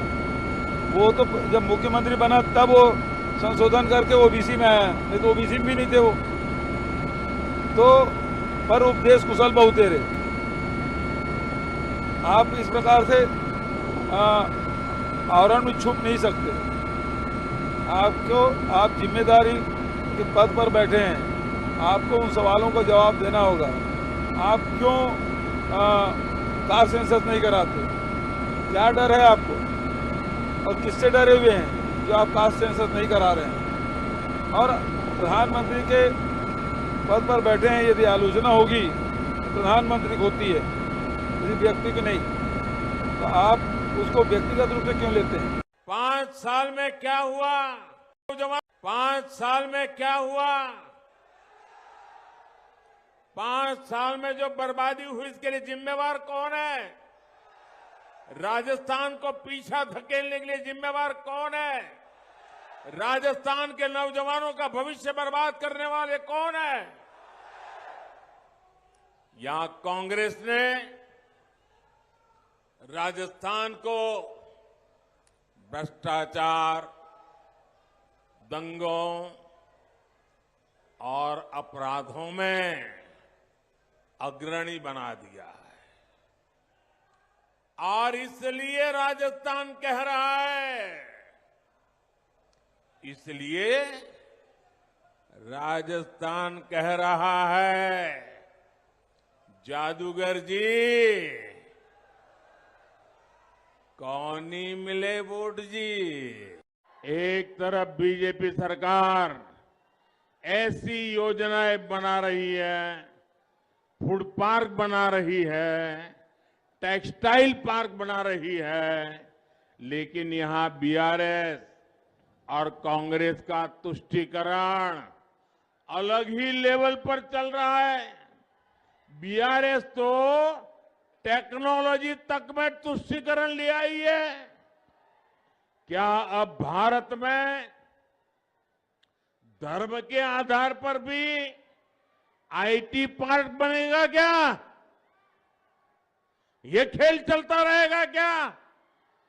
क्या ये भारत के संविधान का सम्मान है क्या? क्या ये बाबा साहब आंबेडकर की भावनाओं का आदर है क्या? केसीआर के लोगों ने भ्रष्टाचार किया है. इसके दूसरी ओर भारतीय जनता पार्टी की नरेंद्र मोदी सरकार ने भारतीय जनता पार्टी के स्थापना से 1950 से जनसंघ से लेकर अब तक जितने वादे किए थे, ये 9 साल में हमने सभी वादे पूरे किए हैं. चाहे राम मंदिर बनाने का वादा हो, चाहे धारा 370 को समाप्त करने का वादा हो, चाहे ट्रिपल तलाक को समाप्त करने का वादा हो, चाहे गरीब कल्याण का वादा। आज से देव जगेंगे और कांग्रेस सो जाएगी। 3 दिसंबर कांग्रेस राजस्थान से बाहर और 3 दिसंबर बीजेपी की जीत बम्पर। मामा के पास पैसे की कमी नहीं है। कमलनाथ रोते जाते थे मेरे पास पैसे ही नहीं है, पैसा नहीं तो मुख्यमंत्री काहे बन गए भैया। मेरे पास पैसे की कोई कमी नहीं है। हम सड़कें भी बनाएंगे, हम स्कूल भी खोलेंगे, हम बच्चों को पढ़ाएंगे भी, हम लाडली बहना को भी पैसा देंगे, हम फसलों का भी उचित दाम देंगे, हम 0% ब्याज पे कर्जा भी देंगे, हम लाडली लक्ष्मी के पैसे भी बढ़ाने वाले हैं। सबकी भलाई और विकास का काम हमको करना है। मेरे 2 लक्ष्य हैं। सबसे पहला लक्ष्य, बड़ा लक्ष्य, जो मैंने आपको पहले कह दिया, मोहब्बत का देश है। देश में नफरत को मिटाने का मेरा पहला लक्ष्य। अब वो काम पूरा करने के लिए नरेंद्र मोदी को दिल्ली में हराना होगा। उसके बिना यह काम नहीं किया जा सकता। और अगर हमें नरेंद्र मोदी को दिल्ली में हराना है तो तेलंगाना में केसीआर को पहले हराना होगा। भाइयों और बहनों, ये एक ही टीम है। मोदी जी का क्या कहना, देश के पहले ऐसे प्रधानमंत्री हैं जो परमानेंट अपनी ही पीड़ा में परेशान रहते हैं। कर्नाटका गए, बड़ी लंबी लिस्ट ले गए कि भाई मुझे इतनी गालियां दी हैं। यहां भी कहने लगे मुझे इतनी गालियां दी हैं। रोते ही रहते हैं। लगता है आपने वो सलमान खान की पिक्चर देखी है, तेरे नाम।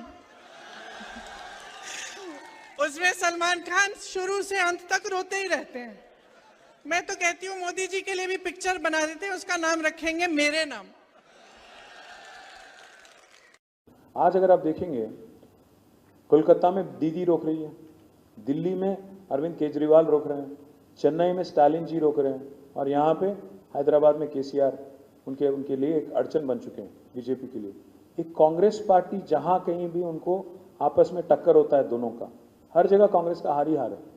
तो मैं इसीलिए कह रहा हूँ राहुल गांधी को अपना खुद का स्टेट और खुद का सीट, पहले अमेठी जीतो, पहले उत्तर प्रदेश जीतो जहाँ से आपकी फैमिली आती है, बाद में बाहर आके कोशिश कर लेना इधर उधर। Amit Shah ji says lot of things, Yogi ji says lot of things, Modi ji also says lot of things, but the fact is their party is not going to win one seat also in Telangana. So they are irrelevant as far as Telangana is concerned. In the last 6 to 8 months, we worked together to make sure that the people have now faith in the Congress party's policies and government's work, and if the BJP is in a complete disarray, there is so much disaffection and sort of pulls and pressures within the organization that people are also watching that.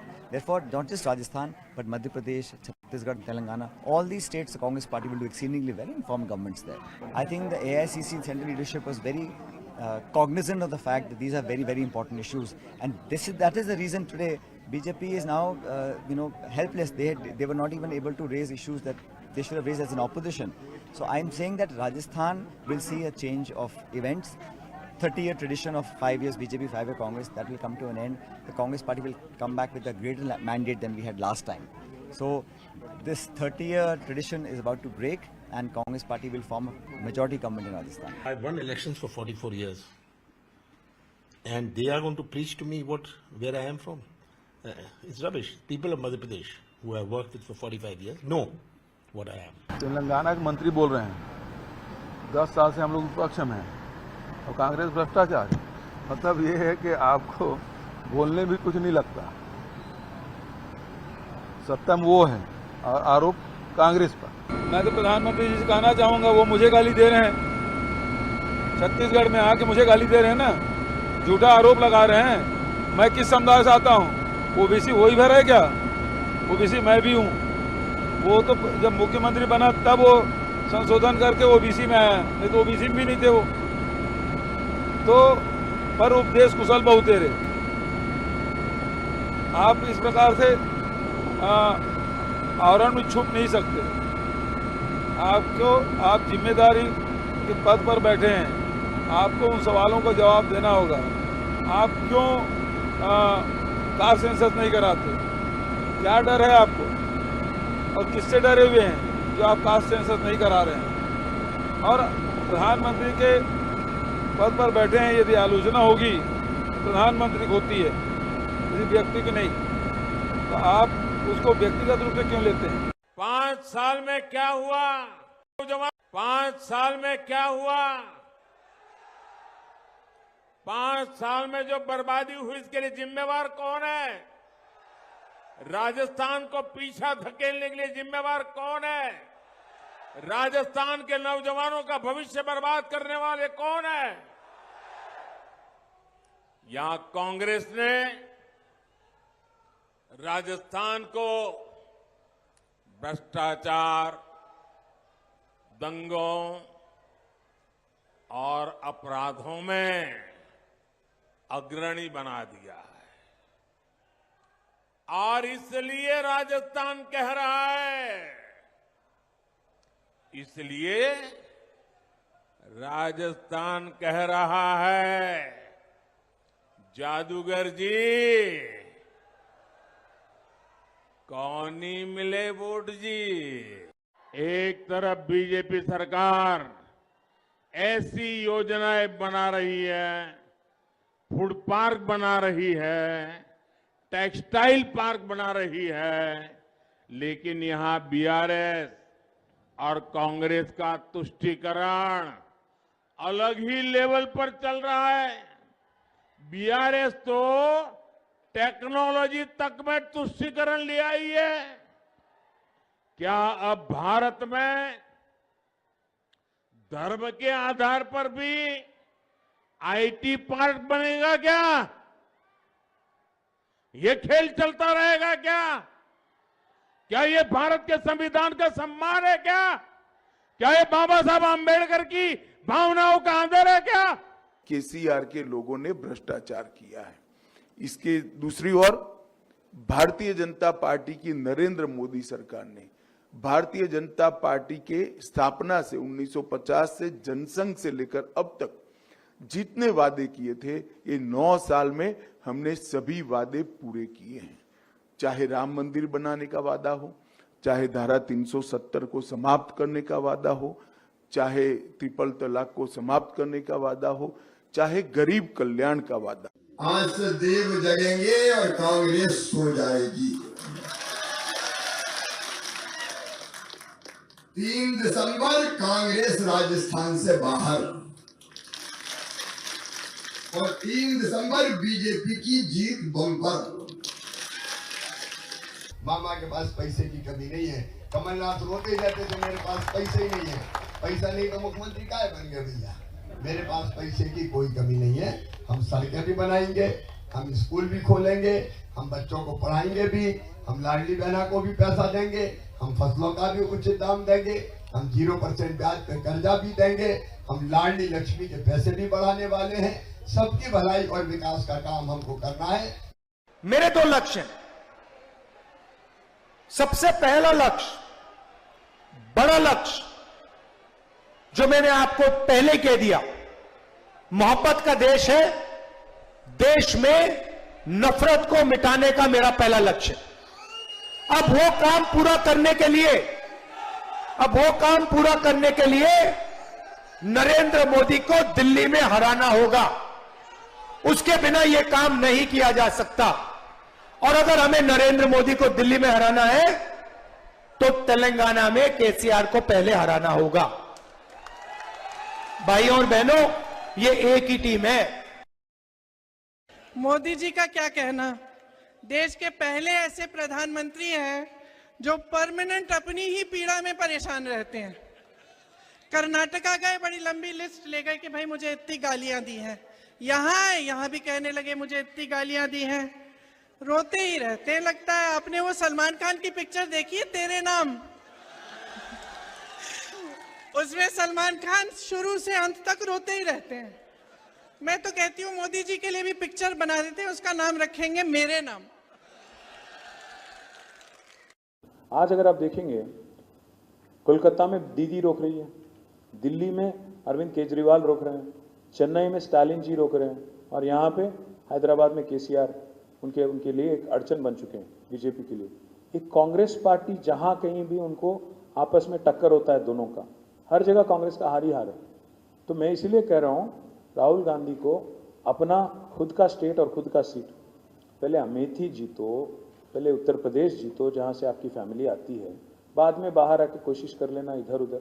Amit Shah ji says lot of things, Yogi ji says lot of things, Modi ji also says lot of things, but the fact is their party is not going to win one seat also in Telangana. So they are irrelevant as far as Telangana is concerned. In the last 6 to 8 months, we worked together to make sure that the people have now faith in the Congress party's policies and government's work, and if the BJP is in a complete disarray, there is so much disaffection and sort of pulls and pressures within the organization that people are also watching that. Therefore, not just Rajasthan, but Madhya Pradesh, Chhattisgarh, Telangana, all these states the Congress party will do exceedingly well and form governments there. I think the AICC central leadership was very cognizant of the fact that these are very, very important issues, and that is the reason today BJP is now, helpless. They were not even able to raise issues that they should have raised as an opposition. So I'm saying that Rajasthan will see a change of events. 30-year tradition of 5 years BJP, 5-year Congress, that will come to an end. The Congress party will come back with a greater mandate than we had last time. So this 30-year tradition is about to break, and Congress party will form a majority government in Rajasthan. I've won elections for 44 years. And they are going to preach to me where I am from. It's rubbish. People of Madhya Pradesh who have worked with for 45 years know what I am. Telangana के मंत्री बोल रहे हैं 10 साल से हम लोग विपक्ष में हैं और कांग्रेस भ्रष्टाचार है। मतलब ये है कि आपको बोलने भी कुछ नहीं लगता, सत्ता में वो है और आरोप कांग्रेस पर। मैं तो प्रधानमंत्री जी से कहना चाहूँगा, वो मुझे गाली दे रहे हैं, छत्तीसगढ़ में आके मुझे गाली दे रहे हैं ना, झूठा आरोप लगा रहे हैं। मैं किस समुदाय से आता हूँ? ओबीसी वही भर है क्या? ओबीसी मैं भी हूँ। वो तो जब मुख्यमंत्री बना तब वो संशोधन करके ओबीसी में आया, नहीं तो ओबीसी में भी नहीं थे वो। तो पर उपदेश कुशल बहुतेरे। आप इस प्रकार से आवरण में छुप नहीं सकते। आप जिम्मेदारी के पद पर बैठे हैं, आपको उन सवालों का जवाब देना होगा। आप क्यों कास्ट सेंसस नहीं कराते? क्या डर है आपको? और किससे डरे हुए हैं जो आप कास्ट सेंसस नहीं करा रहे हैं? और प्रधानमंत्री के पद पर बैठे हैं, यदि आलोचना होगी प्रधानमंत्री को होती है, किसी व्यक्ति की नहीं, तो आप उसको व्यक्तिगत रूप से क्यों लेते हैं? 5 साल में क्या हुआ?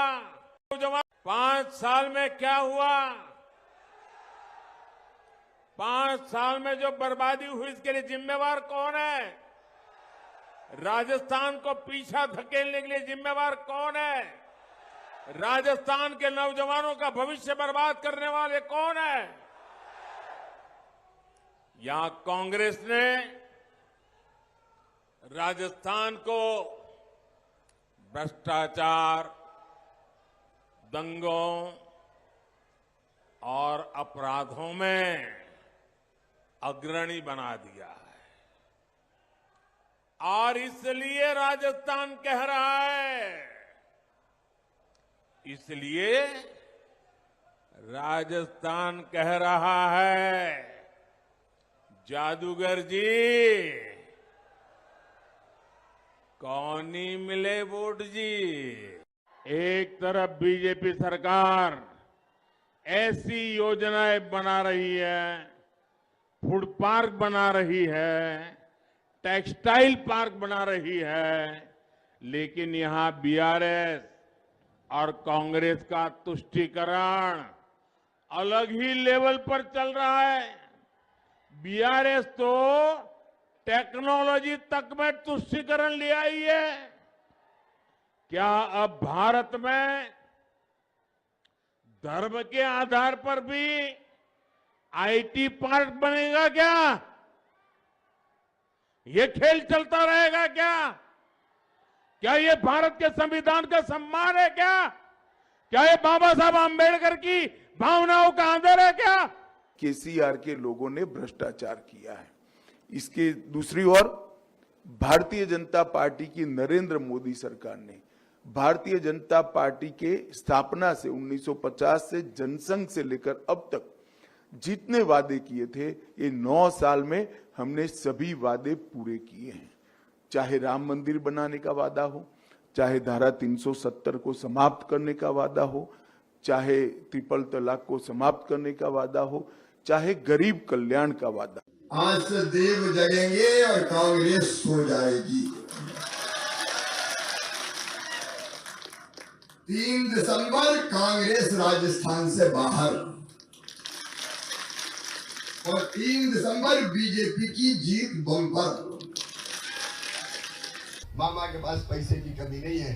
कमलनाथ रोते जाते थे मेरे पास पैसे ही नहीं है, पैसा नहीं तो मुख्यमंत्री काहे बन गए भैया। मेरे पास पैसे की कोई कमी नहीं है। हम सड़कें भी बनाएंगे, हम स्कूल भी खोलेंगे, हम बच्चों को पढ़ाएंगे भी, हम लाडली बहना को भी पैसा देंगे, हम फसलों का भी उचित दाम देंगे, हम 0% ब्याज पे कर्जा भी देंगे, हम लाडली लक्ष्मी के पैसे भी बढ़ाने वाले हैं। सबकी भलाई और विकास का काम हमको करना है। मेरे 2 लक्ष्य हैं। सबसे पहला लक्ष्य, बड़ा लक्ष्य, जो मैंने आपको पहले कह दिया, मोहब्बत का देश है। देश में नफरत को मिटाने का मेरा पहला लक्ष्य। अब वो काम पूरा करने के लिए नरेंद्र मोदी को दिल्ली में हराना होगा। उसके बिना यह काम नहीं किया जा सकता। और अगर हमें नरेंद्र मोदी को दिल्ली में हराना है तो तेलंगाना में केसीआर को पहले हराना होगा। भाइयों और बहनों, ये एक ही टीम है। मोदी जी का क्या कहना, देश के पहले ऐसे प्रधानमंत्री हैं जो परमानेंट अपनी ही पीड़ा में परेशान रहते हैं। कर्नाटका गए, बड़ी लंबी लिस्ट ले गए कि भाई मुझे इतनी गालियां दी हैं। यहां भी कहने लगे मुझे इतनी गालियां दी हैं। रोते ही रहते हैं। लगता है आपने वो सलमान खान की पिक्चर देखी है, तेरे नाम। उसमें सलमान खान शुरू से अंत तक रोते ही रहते हैं। मैं तो कहती हूँ मोदी जी के लिए भी पिक्चर बना देते हैं, उसका नाम रखेंगे मेरे नाम। आज अगर आप देखेंगे, कोलकाता में दीदी रोक रही है, दिल्ली में अरविंद केजरीवाल रोक रहे हैं, चेन्नई में स्टालिन जी रोक रहे हैं, और यहाँ पे हैदराबाद में केसीआर उनके लिए एक अड़चन बन चुके हैं बीजेपी के लिए। एक कांग्रेस पार्टी जहाँ कहीं भी उनको आपस में टक्कर होता है दोनों का, हर जगह कांग्रेस का हार ही हार है। तो मैं इसीलिए कह रहा हूँ राहुल गांधी को अपना खुद का स्टेट और खुद का सीट, पहले अमेठी जीतो, पहले उत्तर प्रदेश जीतो जहाँ से आपकी फैमिली आती है, बाद में बाहर आके कोशिश कर लेना इधर उधर। Amit Shah ji says lot of things, Yogi ji says lot of things, Modi ji also says lot of things, but the fact is their party is not going to win one seat also in Telangana. So they are irrelevant as far as Telangana is concerned. In the last 6 to 8 months, we worked together to make sure that the people have now faith in the Congress party's policies and government's work, and the BJP is in a complete disarray. There is so much disaffection and sort of pulls and pressures within the organization that people are also watching that. Therefore, not just Rajasthan, but Madhya Pradesh, Chhattisgarh, Telangana, all these states, the Congress party will do exceedingly well and form governments there. I think the AICC central leadership was very cognizant of the fact that these are very, very important issues, and that is the reason today BJP is now, helpless. They were not even able to raise issues that they should have raised as an opposition. So I'm saying that Rajasthan will see a change of events.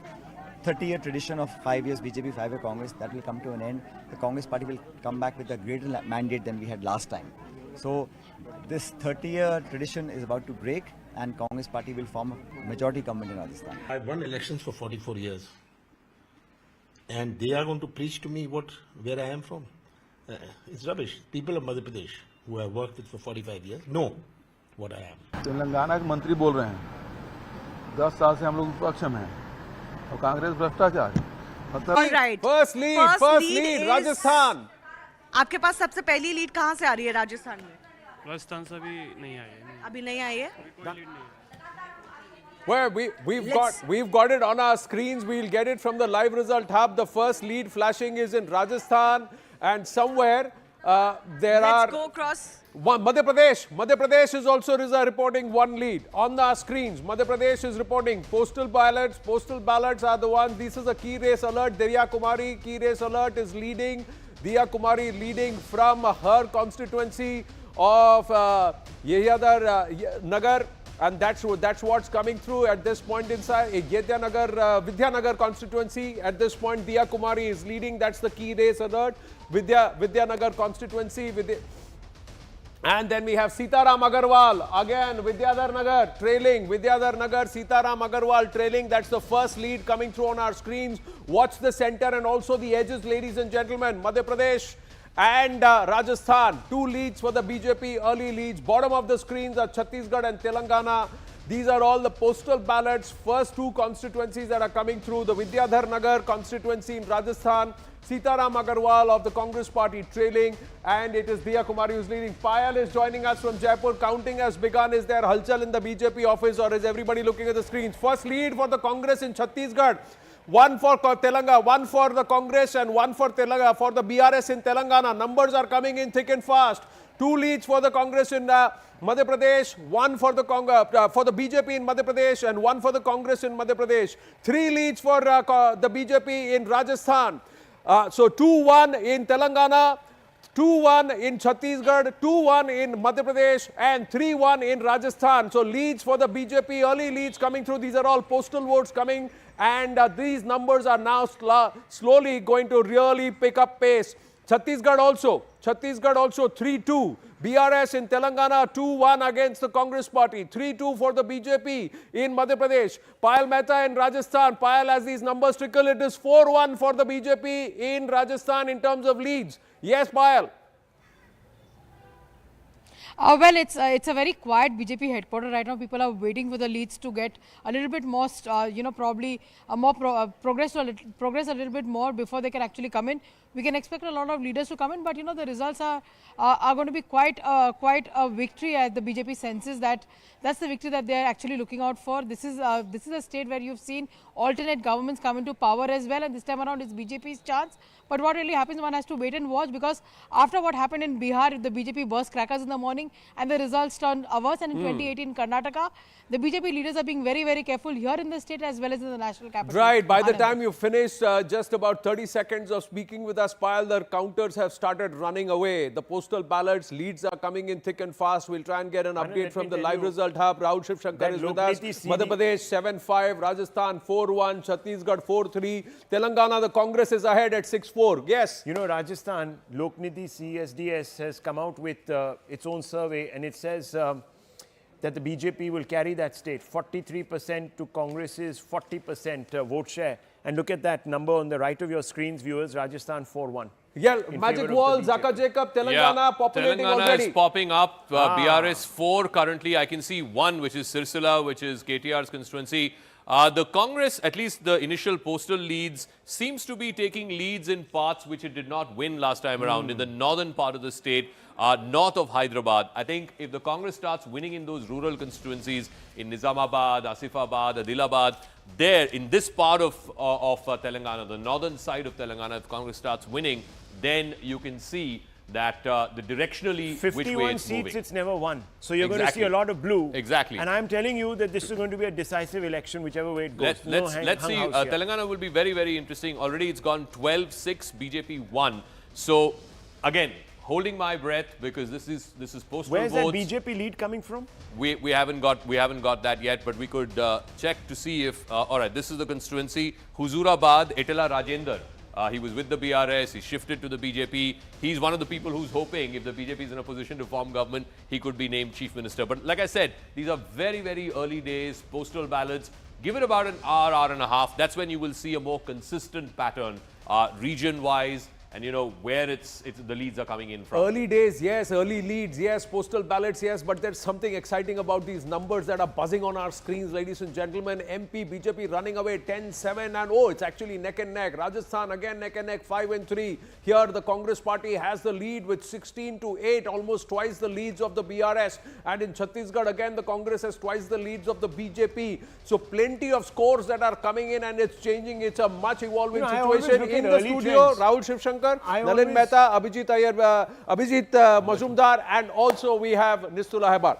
I always look at early trends as a mood meter, quite frankly. It's like one of those things where the opening batsmen start hitting out, and if they are in flow, then things can Power happen. play. This is the power play overs. Everything is being hit above the fielder's head and into the boundaries. Lots of numbers coming through.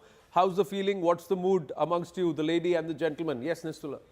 Well, I'm still waiting. And I have my own ideas about what might happen today. And Go ahead, share it with us. Tell us. Tell us. No, I shared it with Rahul, and you know, just like yesterday, very indiscreetly, he asked me which car I drive. I'm sure he will let it out. Again, pray tell us. Tell us. So Rahul, okay, the two ends of that table, Rahul believes it's all going to be clear everywhere. Kuch nahi phas raha hai. Rahul, you indiscreet man. Yeah. What about you? Nishra, you think there are one or two states that are going to get, that is going to be dead heat? I think that the Congress will do a little better than the BJP in this round of elections. Okay. Yeah. But Congress will do better than the BJP across the four states? Across the four states? No, I mean, I think BJP will get one. I still think Rajasthan may go BJP's way.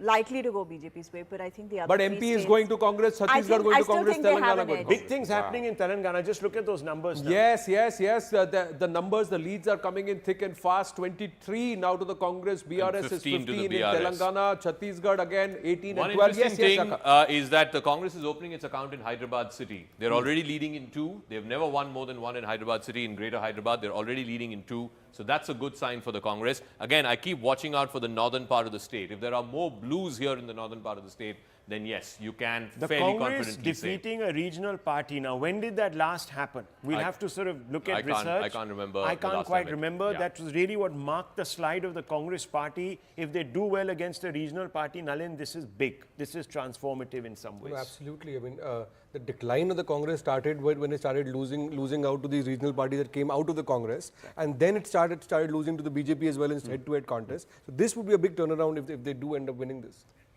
Absolutely. Again, well, 2 leads coming in from the live result hub. Azharuddin and KTR updates with Shivani. Yes, Shivani joining us from the live result hub. Yes, Shivani.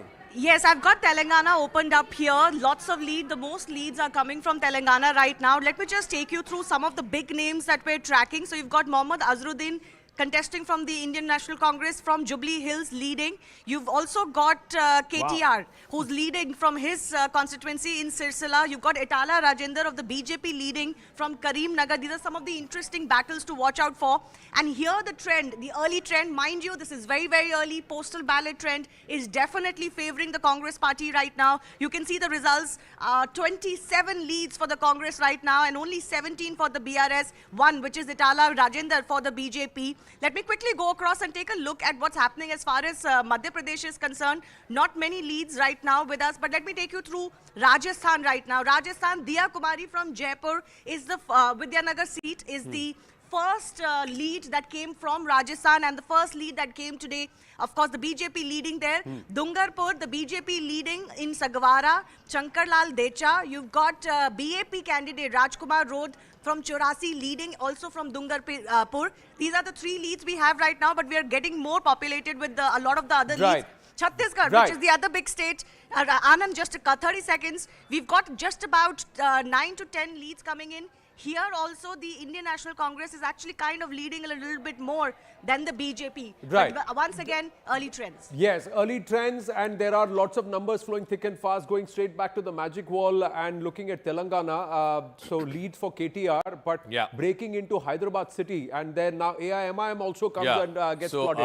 So MIM is leading now in 4 seats. Karwan, which is in the outskirts of Hyderabad. Kausar Moideen is leading from that seat. You have Chandrayan Gutta, Akbaruddin Uwaisi is leading from that seat. You have the neighboring seats. So about 5 Hyderabad seats, old city seats. The Charminar, Zulfikar Ali is leading from Charminar. Then you have Yakutpura, Jafar Hussain is leading from Yakutpura. So 5 MIM seats in Hyderabad city, in old city, they seem to be leading. But like I said, that's only 20 seats. The remaining 100, almost 100, are actually in the rest of rural Telangana, particularly in the north. So if you look at this whole belt, which is in the northern side of Telangana, from Sangareddy and Kamareddy districts, Jayaprakash Reddy is leading of the Congress. Neighboring constituency, Chevela, with Jayaprakash Reddy used to be the candidate from there. He used to be from Chevela. Bhim Bharat Pamena of the Congress is leading. From Shadnagar, K. Shankaraya is leading. So, you know, like I said, I said this before the show as well. If the Reddys start consolidating in rural Telangana, around the Congress, around Revant, then you will see a lot more blues in this northern part in rural Telangana. Right now, if you look and at the general trends that are coming through, the exit poll seems to be holding for all states. I mean, if you just look at the split, the MP and Rajasthan, you know, I know that one outlier in Rajasthan seemed to give it to, you know, the BJP, but I think those two are holding. But in both the states, MP and Rajasthan, Rajasthan, if you look at the screens, the numbers, BJP seems to be opening up a lead. It was neck and neck just a short while ago. BJP seems to be opening up a lead. And down again, we've got a key race alert. Akbaruddin Owaisi is leading from Chandrayaan Gunta. This is exactly what Zaka was mentioning. So within the Owaisi stronghold, Hyderabad city, they're contesting 9 seats. They were confident of winning 9. The pollsters said they will be slipping from the last time around when they had 7. They were getting only about 5 or 6. But Akbaruddin Owaisi, who was there just before counting day, shortly before, polling day, where he had said, he had that altercation with the cop saying that 5 minutes, I deserve my 5 minutes and you're nobody to take me out of my rally. Raja Singh of the BJP trailing, the Congress party trailing. So this seat right now comfortably placed. Etala Rajender, the defect from the TRS, who's now with the BRS, who's now with the BJP. He's leading at Huzurabad. Updates coming in. Voditila Pranav is trailing from Huzurabad, the Congress candidate at this point. These are early leads, ladies and gentlemen, early leads. Mohammad Azharuddin, Jubilee Hills, leading in Telangana, Congress breaking into Hyderabad city, proper Hyderabad. And if that happens, what does that mean? What does that imply? That's a story within the story we'll talk about. Consolidating leads in other states, the BJP, Congress consolidating in Telangana and Chhattisgarh as per the exit poll predictions early on. P. Narendra Reddy Kolangal is trailing. He is from the BRS. So clearly the trends are that the BRS is losing solid ground and much to the gain of the Congress party. Revant Reddy, the chief ministerial face or the leader of the Congress party there in Telangana, is leading from Kodangal. These are the key race alerts that are coming through. KT Ramarao is leading from Sirsila, the BRS. So these are the key race alerts. Yes, Rauj. Look at Madhya Pradesh. It's getting tight there. 28-22. 50 of the 250 seats, 230 seats there. But I'm looking at Rajasthan, and that's interesting because, you know, when the Congress starts going down in Rajasthan, it really goes down. And that lead seems to be opening. Very initial, I know. But that's interesting, isn't it? Madhya Pradesh plotting on the magic wall. In Gwalior Chambal, we have 4 seats that are reporting, 2 to the BJP, 2 to the Congress. The Congress seats, one happens to be Jayavardhan Singh's seat from Rahogad. He's Digvijay Singh's son. The other seat happens to be Vijaypur Ramnivas Rawat. Now, like I said, out of the 41, Congress swept 31 last time because of the Scindia factor. This time, Scindia is in the other camp. He's with the BJP. The 2 seats in Gwalior Chambal, the BJP leading in. Durgalal Vijay Vakil Saab is leading from Shiopur. And in Gwalior East, Maya Singh of the BJP, Mami Ji she's called, she's leading from Gwalior East. So let's see which way Gwalior Chambal goes. But like I said, BJP's slight edge, definitely 30-21 is what we are looking at in Madhya Pradesh. But I think the state that we're really getting numbers thick and fast for is Telangana. 27 to the Congress, 17 to the BRS, 1 to the BJP. The BJP seat, of course, is Etla Rajender. Is that conversion rate that you were talking about holding? Yeah, 60%. 60%. They need to get 60%. If this holds, yes, the Congress is on track. 27 out of 45 is about 60%? Yeah. 27 out of 45 is more than closer to 60%, yes. So let's see. And the thing is, you know, more than the strike rate, I think it's the different regions where you're seeing sort of blues come from. Like I said, 2 seats in Hyderabad already. Northern Telangana, quite a few leads for the Congress. In the south too, in Nalgonda, Khammam, that belt, which the Congress has done well.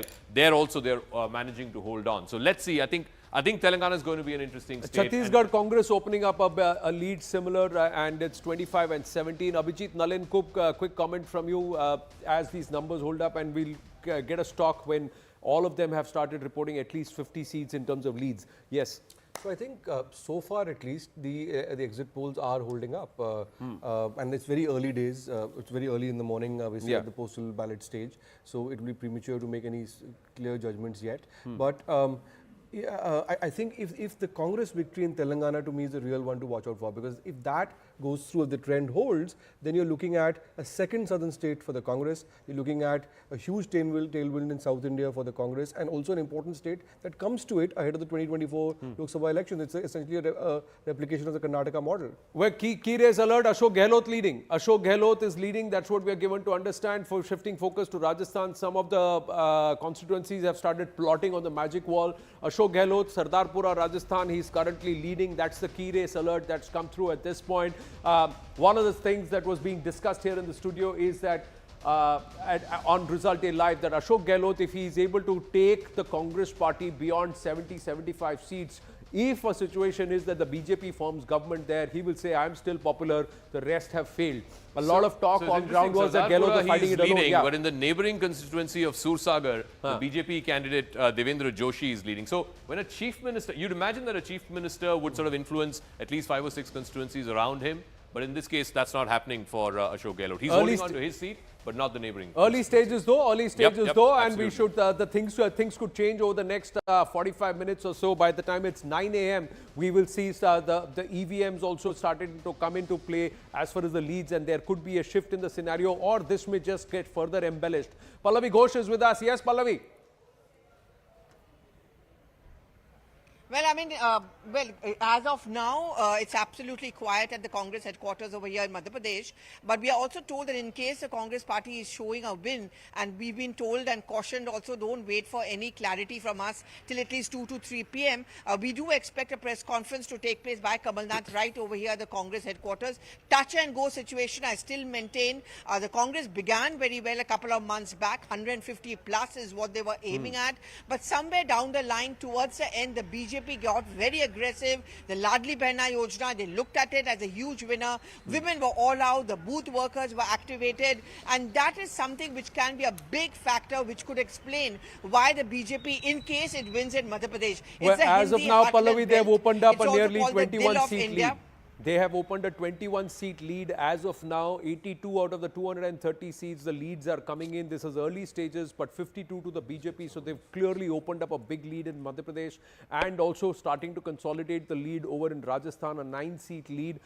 Down south, if you look at it, Telangana, Congress has opened up a 10-seat lead over the BRS, and in Chhattisgarh, it seems to be neck and neck. Yahan par it's a 6-seat lead for the Congress party, but Chhattisgarh, anything can happen. That's what many are saying, that there could be clear mandates in these 3 states, but Chhattisgarh, ye wala phas sakta hai. We have to wait and watch what happens. Quick conversation. Just on Chhattisgarh, you know, I keep talking about the southern part, Bastar, the Naxal-affected seats. So Congress is leading in 3 there, BJP in 1. In Chitrakoot, Deepak Kumar Baij of the Congress is leading. From Bastar seat, Lakeshwar Baghel is leading. And then from Keshkal, Santram Netam of the Congress is leading. The 1 seat there in southern Chhattisgarh, Vikram Usendi of the BJP is leading from Antagad. So again, southern Chhattisgarh, the Naxal-affected belt, Dantewada, Bastar, that belt, the Congress last time won 17 out of 20. Can they hold on to that?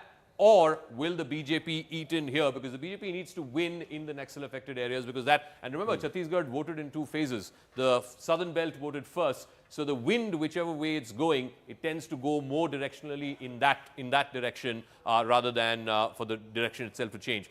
Some of the other seats, from Bemtara, the BJP is leading. That, of course, is in the outskirts of Raipur. Then from Mungeli, Punulal Mole of the BJP is leading. From Mainindgarh, Shyam Bihari Jaiswal of the BJP is leading. A couple of leads for the Congress also in northern Chhattisgarh. Ajay Tirki is leading from Ramanujganj.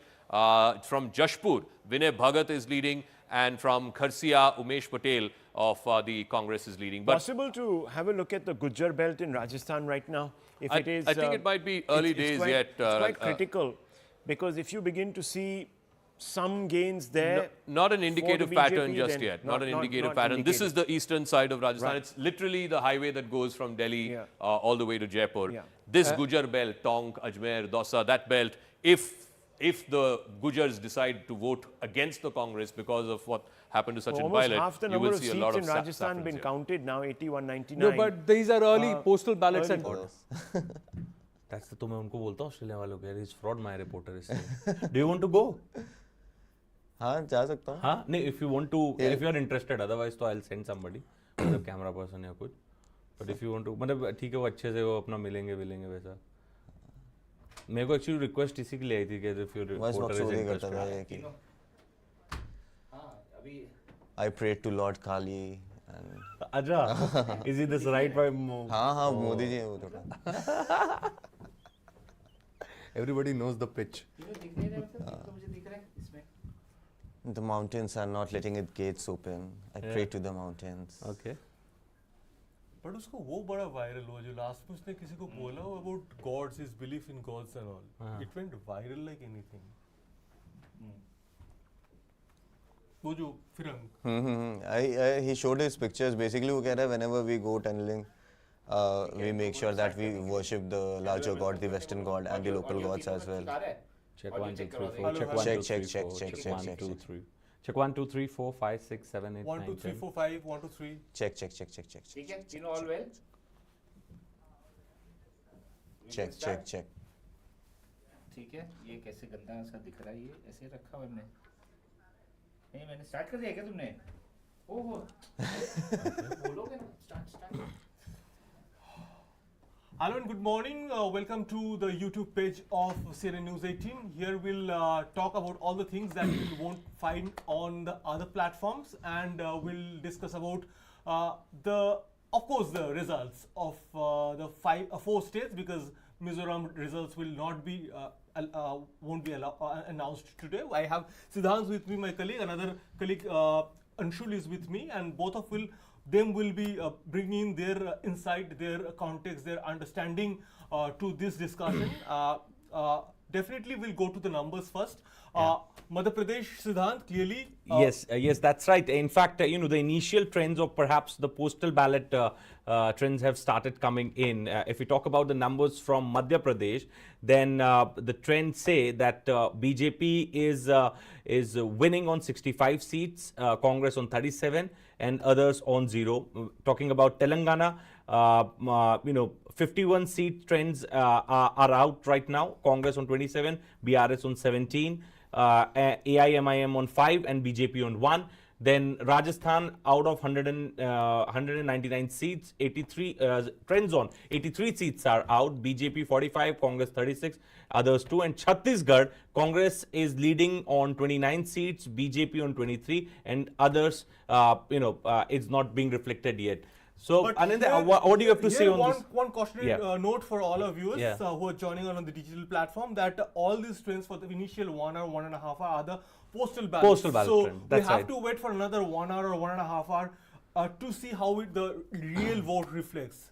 That's right. And in fact, I also want to know from you, since you have been covering politics, like what is usually the conduct of politicians, maybe the last night and today morning? I mean, how difficult the night is for them, because whole this 6 months they have been, preparing for the polls, and how nervous they are, because you must be getting calls, so you must be speaking to your friends in the parties. And has the temple run ended finally? Yes. Yeah, the temple run, no, it will end today morning, because it has been happening ever since. But generally, after the election is over and the result day, the time in between is generally the family time. Okay. One, they go to the constituencies, they go, they meet the electorates. They do that. Two, like Sardarpura. Gehlot's constituency. In spite of being chief minister, he is sitting MLA as well. So he'll go to Sardarpura, he'll meet his electorate. Then he'll go to the party office, see the all those all those central leaders. I mean, those who are not chief minister or deputy, that will only one person. So they'll go and ask their leaders that what are we expected to do. But generally, it is chill time. Okay. It is chill time. You chill with your family. We do barbecues. You do whatever you like. You barbecues. In Western countries, you do. Last night they must be doing barbecue. Vegetarian probably. I mean, whatever. Okay. Tell me something about since you are here and we all have been covering. Tell me something about the resort politics. Where do you see there are more chances of resort politics? Booking कहाँ पे booking हुई है? देखो, ऐसा simple सी बात है कि राजस्थान का numbers बहुत it's very initial. I'm stressing the fact over and over, because people get excited over the first 1 hour and it changes overnight. So 46, 37, it seems too close, but it may change after 1 hour. Okay. But what I'm given to understand is that Rajasthan will be a close fight. If that happens, already Rajasthan Congress MLAs are being asked to assemble at Jaipur tomorrow at 12 a.m. Yes. That no diktat from BJP MLAs has come so far. But yes, resorts in Bengaluru are being readied for Congress MLAs. And Congress MLAs from which state? All the states. All the states. Wherever there is going to be a broken mandate. That will be the hub. Interesting. That will be the hub. So there was a long video conference between Ashok Gehlot and the MLAs as well. So what happened in that? What was the message that happened yesterday? कल 12 बजे सब आ जाना और चाहे हम लोग lead कर रहे हो चाहे हम लीड ना कर रहे हो कल 12 बजे यहीं पे दिखनी चाहिए अटेंडेंस लगेगी 12 बजे अटेंडेंस चाहिए ऐसे कोई डिक्टेट अभी तक बीजेपी की तरफ से नहीं आया but I am sure immediately by 12 or 12:30 or 1 we'll see what the BJP does is that what the Congress has done yesterday the BJP will do today afternoon that's what they're अच्छा एक चीज दर्शकों को बताए tell one thing so if it's going to be a situation of a broken mandate then the Congress's safe state this Congress's safe haven is going to be Karnataka Bengaluru okay and if it is BJP and if it's BJP then it is going to be Guwahati or Gujarat or like well it remains to be seen Maharashtra probably now saying Maharashtra but my bet will be Guwahati because that is tried and tested even Maharashtra MLAs were sent to Guwahati so Guwahati is the safest bet Guwahati is the safest bet probably in the last one decade this is the most closely fought elections that we have seen the results even the exit polls that have come up the exit polls also have not been able to give a very clear mandate, especially when it comes to Rajasthan and Madhya Pradesh. Talking about 3 months before the election, and just it's a semi-final. It's run up to the Lok Sabha. Also, but does it actually have an effect? Because last time around as well, I remember MP went to Congress, Rajasthan went to Congress, Telangana went to BRS, Chhattisgarh went to Congress. But I also want to make a point since I was what happened in since I was covering elections in all these 3 states when the last provincial elections took place, and you know at that point in time there was you know. Sort of we were witnessing some sort of an anti-incumbency on ground. That was a peak of Rahul Gandhi, if you remember. That was a comeback that he made right before the Lok Sabha. Multiple comebacks. He had made that was one of those comebacks of. I have lost count of that. One of his comebacks. So that was one of the comebacks of the Rahul Gandhi, I remember. And you know, Prime Minister Modi did not campaign. I mean that much in those states. I remember in the provincial election that time around. That time it was BJP was routed. Yes. BJP was routed in Chhattisgarh, in Rajasthan, in Madhya Pradesh. Though Madhya Pradesh they got back it after 1.5 years after Scindia switched over to BJP. Yes. But see, one thing you have to understand that I mean, regardless of what people say, that it's a you know it's a run up to the election. It is a semi-final to the finale, grand finale. The grand finale is always fought on the face of Prime Minister Narendra Modi and the charisma of Narendra Modi. And that's why you see, I mean, even last BJP time, becomes Australian cricket team in the finals. Yeah, absolutely. So even, I mean, you very rightly said, I mean, very nice. I don't think we should mention that, very traumatic memories. Yeah, traumatic memories. But the fact that, you know, last time BJP lost Rajasthan, but BJP swept, you know, Lok Sabha in Rajasthan. Shows that. I mean, Prime Minister, people are very smart. People are very smart. They know that in my state I want this. In my center pe to mere ko Modi ji chahiye. Modi ji chahiye, correct. So this idea, I'll give you the issues are not hyper local in central elections. That's true. Of, less talked about state that is called Odisha. Okay. Each time Odisha goes to poll, the assembly poll with Lok Sabha. Lok Sabha polls, Every time BJD wins the states and the state and you know most of the seats are being won by in the state won by BJP. How does that happen? Because people are smart. People know that मेरे को center में ये चाहिए, मेरे को state में ये चाहिए. And that also I also want to add since you were talking about we were discussing the last election. So when I was covering it on ground, if you remember the last time's elections, key agenda was Kisan Karz Maafi. If you remember in these 3 states, and perhaps it was told that the chief ministers of the BJP ruled states were ready, like all these 3 states were ready to give the loan maafi, but it was not a part of Prime Minister Modi's idea to do the Karz Maafi of the farmers, and those chief ministers were not allowed to do it, and that perhaps resulted in a debacle of BJP in these 3 states. And in fact, a lot of experts, those who have been following, say that if BJP had announced the Qarz Maaf for the farmers, then the results would have been different. So BJP has at least tried to keep itself away from this welfare, so-called popular schemes. See, that's a clear. BJP is very clear because Prime Minister Narendra Modi is very clear that welfare is good. Yeah. Welfare scheme. I mean, the BJP is not against welfare schemes. Popular schemes. But they're against freebies. Okay. What he calls revdi. Yeah, revdi. He says that I cannot give it for free, just for like that. Okay. I mean, you need to give it to somebody who needs it. Okay. If you need it and he doesn't need it, I can give it to you, but I cannot give it to him as well. That's true. Yes, So that's the logic he applies, and that's why probably you see. I mean, 2 big states, Karnataka, Himachal Pradesh, they lost it at the cost of not giving freebies. Yeah. But you can argue that what happened to Madhya Pradesh? Madhya Pradesh, you have certain freebies like Ladli Behna Yojana. Ladli Yojana in MP, in Rajasthan as well. In fact, the last budget, I remember clearly, the last budget that was announced, that was definitely a very, very populous budget. Yeah. Gas Adha, Bijli Adhi. But then again, the argument can be made from BJP's side that, in the larger scheme of electoral things, in the not larger scheme, don't look it from the prism of a cosmopolitan man. Okay. Wearing a Louis Vuitton. Yeah. So,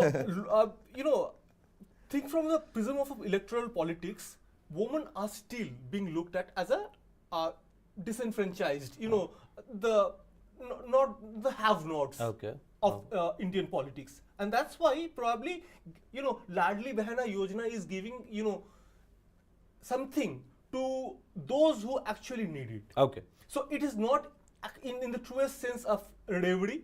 It may be construed as a.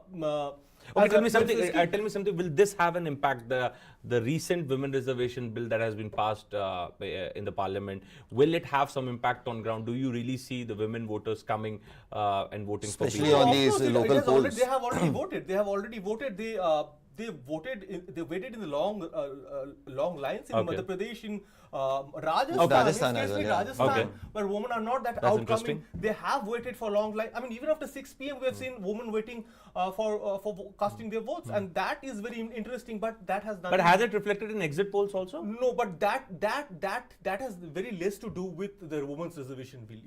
The question that needs to be asked to both Congress and the BJP is that, when both of them are so vocal about women's reservation bill, why didn't it, reflect on the number of women that they actually, women candidates that they have pitched in the election? Yes, and that's where the argument of both the Congress and the BJP has been equal, that we are focusing on winnability. So probably we have to wait till the act is implemented. But eventually, those viewers who are joining us right now, we just want to remind the numbers.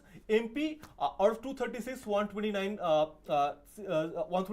seats are almost. The leads are out. The leads are out. BJP 74, leading in 74, Congress leading in 55. So clearly only a bipolar clash between BJP and Congress. In Rajasthan, another Hindi heartland state, 115 leading, 115 in 115, BJP 62 BJP leading on 62 and leading at least, and Congress in 51.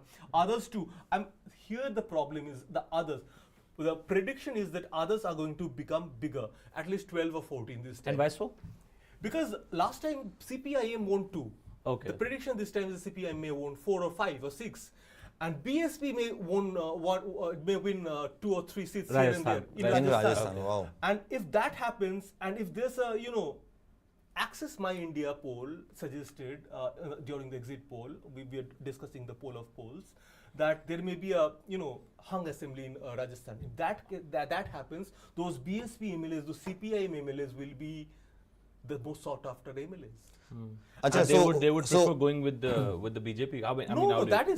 That remains to be seen. CPIM I doubt, but BSP can go comfortably with BJP. What BSP may do in that case, BSP as a party may not do, but BJP BSP may allow the legislators to form a new party of, to rebel against Mayawati ji and then go again with the BJP. Okay, fine. Let's go down south and discuss Telangana, because the Telangana elections have been really interesting. I mean, given the kind of pitch that BRS has been making, you know, they're talking about, you know, sort of the tech city that they have developed, that they have made, and they're also talking about the growth of their state, that what developmental works that they have done. They are talking about, you know, the high-tech irrigation methods that they have put in place, and the farmers are being benefited. So that has been KCR's pitch, that has been KTR's pitch in on the interviews that I have heard. But you know, Congress is giving tough fight to them. And I mean, this I have understood after speaking. It's reflected in on the numbers. Even within the 1 hour, Congress is 28. Well, how did this magic happen? How did Congress suddenly came up? Because since we were not too connected to the Telangana politics, what we were hoping that BRS is the only party who can actually. From the last 10 years, obviously, the kind of results. You're right. Anshul is very right when he said that sitting in the national capital, the idea was the narrative was BRS equal to Telangana. Yes. But on the ground, those who have covered Telangana this time, including my colleague Payal, has been saying that, see, there has been a very strong undercurrent for Congress. Yeah. And that's getting reflected. Probably, my sense is that as the day progresses, it's 8:30. So probably as we it's too early to say. Yeah, it's just a postal ballots that are being 9:30. The difference between 28 and 22 is going to be farther, because people are fed up. See, the only poll plank. What was Congress, the BRS doing wrong? Maybe exactly. That's what I'm coming to, Anshul. The only poll plank of Congress in Telangana was anti-corruption. The same poll plank that BJP came to center in 2014. So basically, they're saying it's a corrupt party, it's a corrupt administration, and we are going to make everything right. This liquor policy case has Has it given some sort of a tool to Congress? It definitely did. It definitely did, and that's why you probably saw that the Congress didn't oppose as much, or probably at all, BJP's arresting of Aam Aadmi Party leaders. Or calling, because this liquor policy has equally benefited Congress as well. It's a win-win for them. So why would they do? Yeah. And that's why you're seeing the numbers here. Though again, a cautionary note that it's too early to predict anything. It's just the postal ballots. But Congress 29. But in case of broken mandate or perhaps any such situation, can we see AIMIM joining hands with Congress? I think that can't happen. Well, that you cannot rule out, because Bahar se samarthan sort of a setup. Asauddin Owaisi's brother is Akbaruddin Owaisi. He gave us a soundbite very recently saying कि हम तेलंगाना के हित के लिए कांग्रेस के साथ हाथ मिला के चलने के लिए तैयार हैं. If that is to be deciphered in the political terms, it means that they are okay to go with Congress as well, because they know that their kitty is like 5 or 6 votes. That's it, seats. Okay, and also in last 1 year, I'm not sure more than that, we have seen that the pitch of BRS against Prime Minister Modi. They came up with this entire paddy campaign in Delhi, if you remember. Then they have been speaking against Prime Minister Modi. They said that what Modi has done, what we are doing, look at that. They were putting out certain figures that Telangana is growing at a faster speed, at a faster pace than overall growth of India, overall speed growth rate of India. So those that sort of a narrative was being set, and they wanted to be seen as somebody fighting with Prime Minister Modi, somebody fighting with BJP. That's why they changed the name. Do you really think?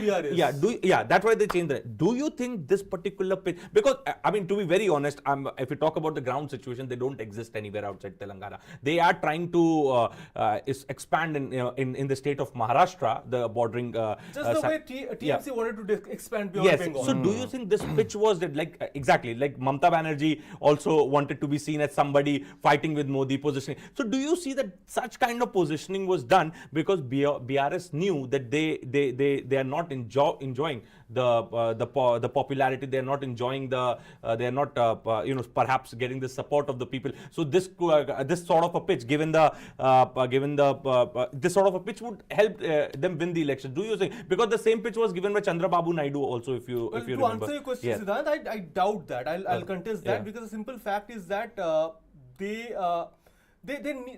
had to win. They had to win, and they still need to win Telangana, because that is where the bread and butter is. I mean, the revenue comes from Telangana. The party is rich because of Telangana, and if they are not in Telangana, I'll give a simple example. If TMC does well in say 3 states, but is not there in Bengal, it will be meaningless. The same with BRS. So I think that pitch was given only for the sake of Telangana only, but they have given the national pitch because they wanted to be positioned against Prime Minister Modi. But who is the face? So K. Kavita is the face. I mean, do you think K. Kavita will be the face against Prime Minister Modi? No, Even no, Rahul no. Gandhi couldn't stand. No. So I mean, let's be frank and let's be. So just a follow-up question: if these numbers sustain, that is 36 and 26 that we are getting at this point, if these for Telangana, if these numbers sustain, what will happen to the larger party that we are seeing, the Gadbandhan that we are Alliance, seeing happening? yeah, I was actually coming. Alliance that we are seeing happening at the, because Congress and BRS, both of them, and the manner in which BRS operates, it is definitely the could be the Kuber for that alliance. It's a a godsend gift for Congress, because they are. I mean, if they lose Rajasthan, which seem to be the case, if at all that happens, the narrative at least will go out that they have snatched from a regional party. Okay. And that gives them a sense of invincibility at least, because they have been looked. That will position them better. They have been looked down upon, and within the India Alliance, they have been trampled upon. They have called multiple meetings. TMC boycotted those meetings. I know personally, and there have been multiple complaints from multiple opposition MPs, including TMC, that वो बड़े भाई जैसे दिखना चाहते हैं, हम माने क्यों? That's true. हम माने क्यों? अब उनको मानना पड़ेगा. कांग्रेस के लिए बोलते हैं बस. कांग्रेस के लिए. हाँ. तो अब उनको मानना पड़ेगा. वो that situation, I think Congress will be very, very. It is going to position them better in the India Alliance. I mean, if in a hypothetical question, if they are given an option that choose Telangana or Rajasthan, just lose Rajasthan and win Telangana, or let Telangana go and retain Rajasthan, which one will you prefer? The Congress will prefer to let Rajasthan go and win Telangana, because that gives them a narrative pitch in the Indian alliance. That gives them sets them up in a better position probably in that alliance, because at this point. And if they lose Rajasthan also, they'll say that that's a revaz. That's a revaz. History repeating itself. So, okay, I want to discuss Madhya Pradesh, if you people allow me. So what's going to be the situation in Madhya Pradesh? Because there are a lot of big names in Madhya Pradesh. I think perhaps the only state where Indian media, national media, finds a lot of big names. Those who are on the ground contesting elections. The central ministers have been made to contest the elections. Just a follow-up to that. Yes, Madhya Pradesh, there was a lot of wind was like this, ki there is a lot of anti-incumbency. And the manner in which the MPs have come in, the ministers have been brought in, they have been parachuted in. How much of that impact do you see happening? And definitely these results say that they have had an impact on the pollsters. देखो लाए तो है बाहर से, इसमें तो कोई शक नहीं है. And of course there are big names like Narottam Mishra, like Kailash Vijayvargiya. I mean, they are big names, no doubt. But at the end of the day, the moot question remains कि मुख्यमंत्री कौन बन रहा है? Okay. And to my sense, कुछ भी हो जाए, अगर बीजेपी अच्छे से जीते तो शिवराज चौहान ही मुख्यमंत्री बनेगा. और अगर क्लोज फाइट रहा तो तब देखना पड़ेगा. लेकिन अगर ठीक-ठाक सीटों से बन जाए तो मामा वापस आ रहे हैं. But और ऑप्शंस क्या हैं बीजेपी के पास?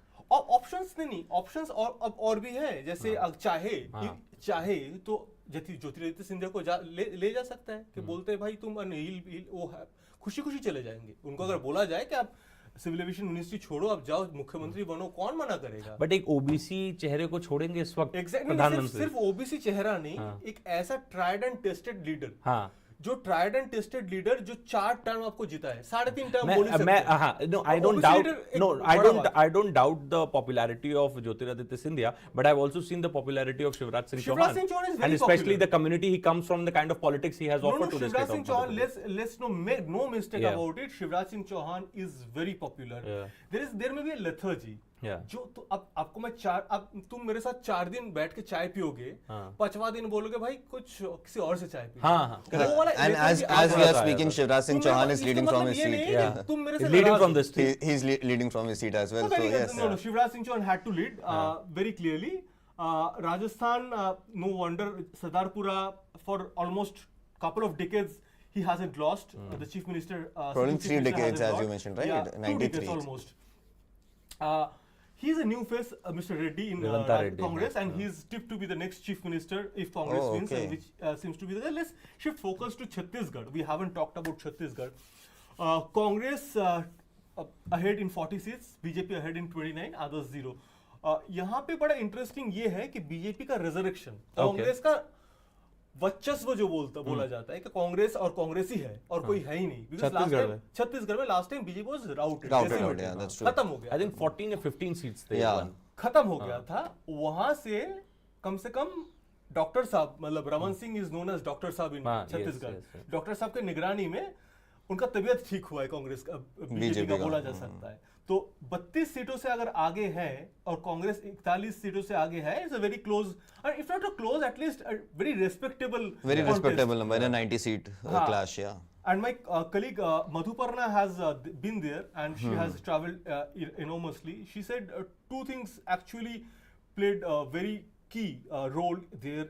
One is the paddy procurement, and another is, of course, if the difference goes wide, we have to accept the fact that the scam that we the Mahadev scam, the Prime Minister himself referred to it. Chief Minister's OSD was also named in the chart. Absolutely, कि महादेव को भी नहीं छोड़ा। तो and then you know the kind of just 24 से 48 घंटे पहले we saw the kind of arrests being made and the kind of एक मैं अपना personal observation, I want to share my personal observation. Out of all these 3 states, we all have mostly gone to these states one or the other time during elections and otherwise.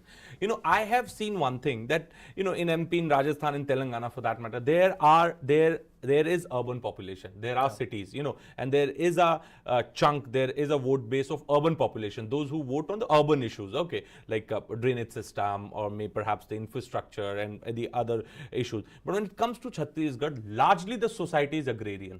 Right. Okay, and and this is for the viewers. Except from Raipur. Yeah, except from Raipur, Chhattisgarh doesn't have any such city where sort of. You can call it a city. Yeah, you call it a city. They have districts. You have Jagdalpur. Yeah, you have Jagdalpur and other, but that cannot be called, those districts cannot be called as urban centers. So largely the population is agrarian. Largely the population is dependent on the harvest, and that is perhaps the reason, sir, as I was pointing out before, that last elections में इन्होंने कर्ज माफी जो किसानों की नहीं की, that perhaps reflected. वहाँ पे वही बोल रहा हूँ, कर्ज माफी, पैडी प्रोक्योरमेंट, ये सब बड़े बहुत सेंसिटिव इश्यूज है, बहुत सेंसिटिव इशू है, और अगर वहाँ पे वो ना हो तो वो इलेक्शन का तख्ता पलट सकता है। जैसे महाराष्ट्र में सोसाइटी 2 हिस्सों में बटी हुई, अग्रेरियन भी और पर शहर की जो आबादी वो बहुत है। बीजेपी का जो वोटर है, मतलब महाराष्ट्र में तो पुणे है, मुंबई है, नागपुर है, नासिक है, it's a huge population. Chhattisgarh में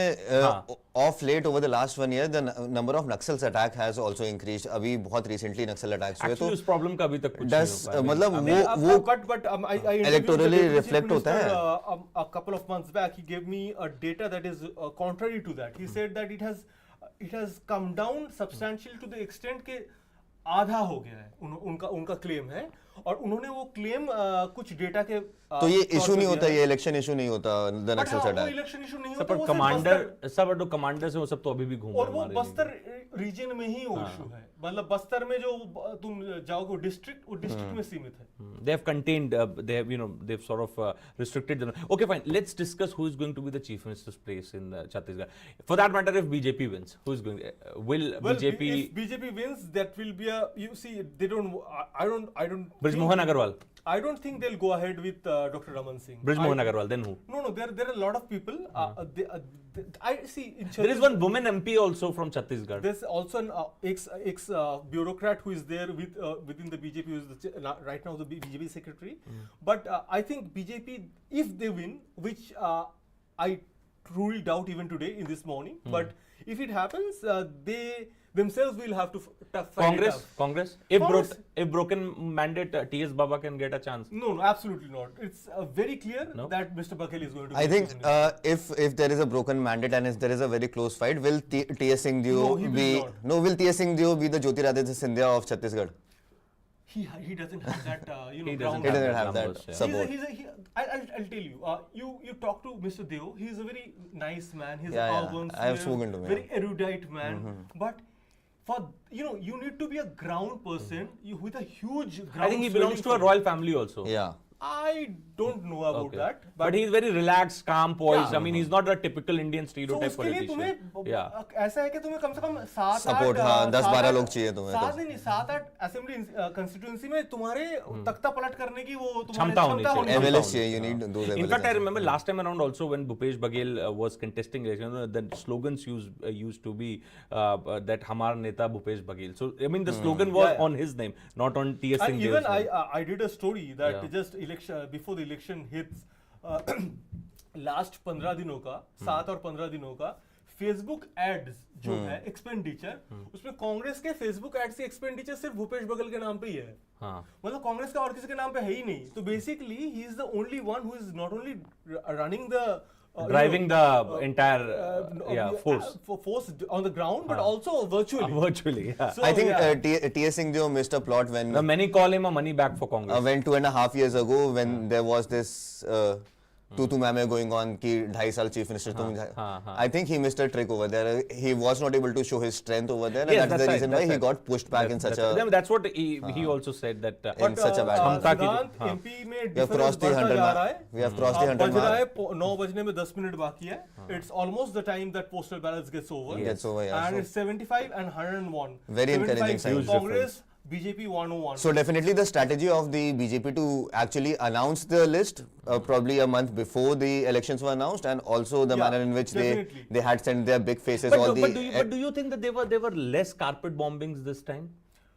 And what's the reason for that? No, they were like the way we saw in Gujarat election, the carpet bombing every day. There is one or the other leader happens in the capital. See, few things. I need to answer the question in great detail. One is that they have realized that there's no point in doing big rallies. Okay. So they have gone back to the old school thing of going to each घर, और उनके बाद घर के खटखटा के मेरे मतलब जहाँ पे वो जो so let's break this. Even in Rajasthan we have crossed, BJP in fact has crossed the 100 mark in terms of leads, and 176 leads are out. खटखटा के बोलते हैं कि मेरे को हम वोट दीजिए. और दूसरा ये है कि they have come to realize that कि भाई प्रधानमंत्री से ज्यादा बड़ा चेहरा और वोट कैचर आपके लिए है नहीं. आप उनको क्यों नहीं पुश करोगे बतौर के भाई आप किसी और को. आई एम नॉट belittling से Jyotiraditya Scindia, I am not belittling से for that matter Narottam Mishra, but boss तुम्हें प्रधानमंत्री Modi Prahlad Patel comes from Madhya Pradesh, then agriculture minister is also. Let me tell you, Uttar Pradesh में जब जाता था तब एक किसी से बैठा था बीजेपी के साथ, बीजेपी के नेता के साथ, वो बोलते थे कि जब उनका वो प्रधानमंत्री के रैलीज होते थे तो ऐसे स्ट्रेटेजिकली लोकेशन में होता था जहां पे आसपास के 3-4 डिस्ट्रिक्ट भी इन्फ्लुएंस हो जाए. तो ये है उनके ऑरा. तो भाई वो ऐसा ऑरा वाला इंसान तुम्हारे पास है जिसको तुम एक बोल सकते हो कि कैंपेनर इन चीफ, तो तुम उनको यूज नहीं क्यों नहीं करोगे. तो फिर obviously they have used. And by the way इस इलेक्शन में तुम्हें बता दूं सबसे ज्यादा प्रधानमंत्री गए हैं Madhya Pradesh. He has been to Bhopal, I think, a number of times. I did a story on that also, that how Pradhan Mantri, there's a close relation between him and Bhopal. So anyway, moving forward, as please share some insight from that story of yours. He has been to Bhopal way too many times than into any Indian city, and particularly Madhya Pradesh, and generally Madhya Pradesh, and particularly Bhopal. And we gave the numbers over the years, in the last 10 years, and the number of times he has visited a Surat or maybe a Kolkata or maybe a Thiruvananthapuram. So Bhopal was almost on the top. Acha. Yeah. Oh, that's interesting. So that's that. So in fact the leads are identical in both MP and Rajasthan now, 102 for the BJP. 102, yes. As Anshul pointed out rightly, BJP has got into the century mark in Rajasthan as well. 102 they're leading in, but again a cautionary note. Still too early. We are still waiting for another hour to get a sense of what the real EVMs say, because the postal votes first 1 hour. Yeah. So, but these are encouraging signs for the BJP. 109 in fact. Absolutely. These are encouraging signs. Even in postal ballots, you can actually get a sense of how if it had been some regional party, तो पटाखे और मिठाई पहुंचने भी शुरू हो जाते हैं. But in BJP, that's not the culture. No, BJP में भी कल्चर है. BJP में पटाखे है, लेकिन वो थोड़ा जल्दी एक बार फोड़ दिया. बिहार. बोला गया था कि भाई अब तुम ना होल्ड करो थोड़ा. 2017 Bihar elections, if I remember correctly. ऐसे ना करो. But when did that happen? I don't remember. 16 Bihar elections, somewhere 17 Bihar elections. और फिर एक बार वो बड़े वो प्लकर्ड्स भी आ गए थे कि आपको धन्यवाद जिताने के लिए, फिर उसको वापस भी करना पड़ा. अच्छा. तो ये सब करना कोई नहीं चाहता है, लेकिन पटाखे सबके पास है, हलवाई सबके पास है. Everyone is holding their horses away. हर एक हलवाई अभी तक मान के चलो 1 लाख से ज्यादा लड्डू बना लिए होंगे. लेकिन वो बांटना है कि नहीं, वो वेट कर रहे हैं. In fact, holes were brought in the INC office this morning itself because they were predicting कि तेलंगाना तो आ ही रहा है, बाकी आगे देखते हैं. बट आज देख के लग रहा है कि भाई कम से कम बीजेपी और कांग्रेस दोनों का Laddu Today is National Party's Day. I mean, it looks like. Yeah. Congress भी लड्डू बांट सकते हैं, बीजेपी भी लड्डू बांट सकते हैं, तो भाई 2 इधर जा रहा है, 2 उधर जा रहा है. अंशुल, आप जाओगे 24 अकबर रोड पे तो आपको लड्डू मिलेगा. आज 6 से दीनदयाल उपाध्याय में भी और हाँ बीजेपी में मिलेगा. आज चलो, आज दोनों जगह लड्डू मिलेगा. आज लड्डू खाने चलेंगे शाम को. So मतलब, but can we see? So in all these 4 states we're talking about, Congress and BJP were in the fight. These were the 2 parties, except Telangana, where BRS is a factor. Again, I mean, since we are not discussing about Mizoram, Mizoram is only fought on a regional party level. But Mizoram's results are going to be announced tomorrow. We are holding it back. Yeah, they are holding it back. So, I mean, I wanted to I'm very interested in BRS and the rise of KCR and the way they have been positioning themselves. They were not part of the India Alliance. No. They say that why can't a regional party be chosen over national party? That was their pitch. Why is Rahul Gandhi or Congress are going to be in the opposition always? I mean, we can also take that or fill that space. So do you see that if today they lose this election, and that's going to be the setback for the entire pitch that they have, the campaign that they have? Their plan gets weak. That will be a setback. Is a very meek way of saying that they're finished. Okay. Because they are a Telangana-centric party. I mean, let's not kid ourselves. They are not BRS. They're in a way, in essence, they're TRS. TRS, yeah. So if they're not in Telangana, where are they? So their national ambition is over. Okay. That's what I was talking about. So national ambition is over. They cannot be accepted back in India Alliance. So basically, they cannot be accepted back. No, they will not. Because they have supported, they have helped Modi government in a lot of way. They have walked out of the at the time of passing of the legislations. So they have voted for them. So multiple things. So any which way, they are not a desirable party in the India Alliance. So basically, तुम इधर के भी नहीं रहे, तुम उधर के भी नहीं रहे, और तुम सिमट के वापस तुम्हें वहां जाना पड़ रहा है जहां से तुम शुरुआत किए थे.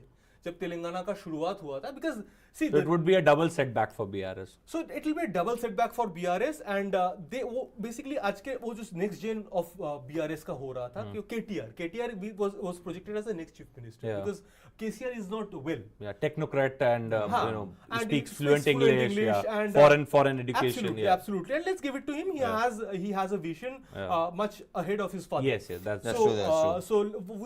So basically, he was in for the state, and K. Kavita was for the national center. Okay. But अब के कविता का कहाँ रोल है? मतलब जब नेशनल का कोई एग्जिस्टेंस ही नहीं रहेगा, कहाँ कितने सीट्स हैं इनके यहाँ पे दिल्ली में BRS के? 0.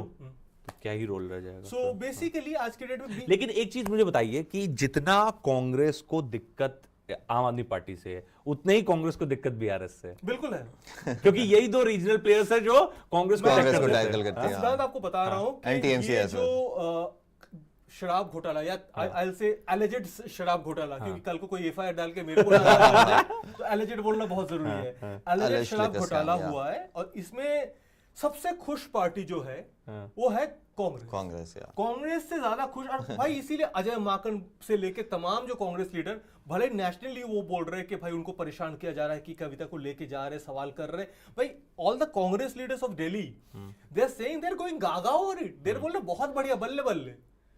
वो क्यों ऐसा स्टेटमेंट दे रहे हैं against their party? Because they know that it will help them in state. Same goes for Congress in Telangana. But जब कांग्रेस बोलती है बीजेपी को ब्लेम करती है, they say that BJP is misusing ED CBI. But वो तब की जबकि उनको जब राहुल गांधी को बुलाया जाता है, जब शराब घोटाले में किसी मनीष सिसोदिया को उठाया जाता है तो चुप रहते हैं क्योंकि उनको मालूम है तेलंगाना में उनको. और भाई ये ऑल दिस नंबर्स रिफ्लेक्ट के वहां के स्टेट यूनिट के लीडर्स ने, कांग्रेस के लीडर्स ने have been successful in helping the central leadership of Congress realize that boss chup raho, तुम्हारे चुप रहने में ही भलाई है. And also propagating that message amongst the voters as well ki I remember this is how yes, corrupt party yes, is BRS is. Yes. And I remember Manish Sisodia was arrested. I think there was a sort of a condemnation which came from the central leadership, but जो उनका state wing है दिल्ली का, they were happy about it and you know they were protesting against Avanti Party. ये बंगाल में भी होता है because मैं बंगाल से आता हूँ. I can say it.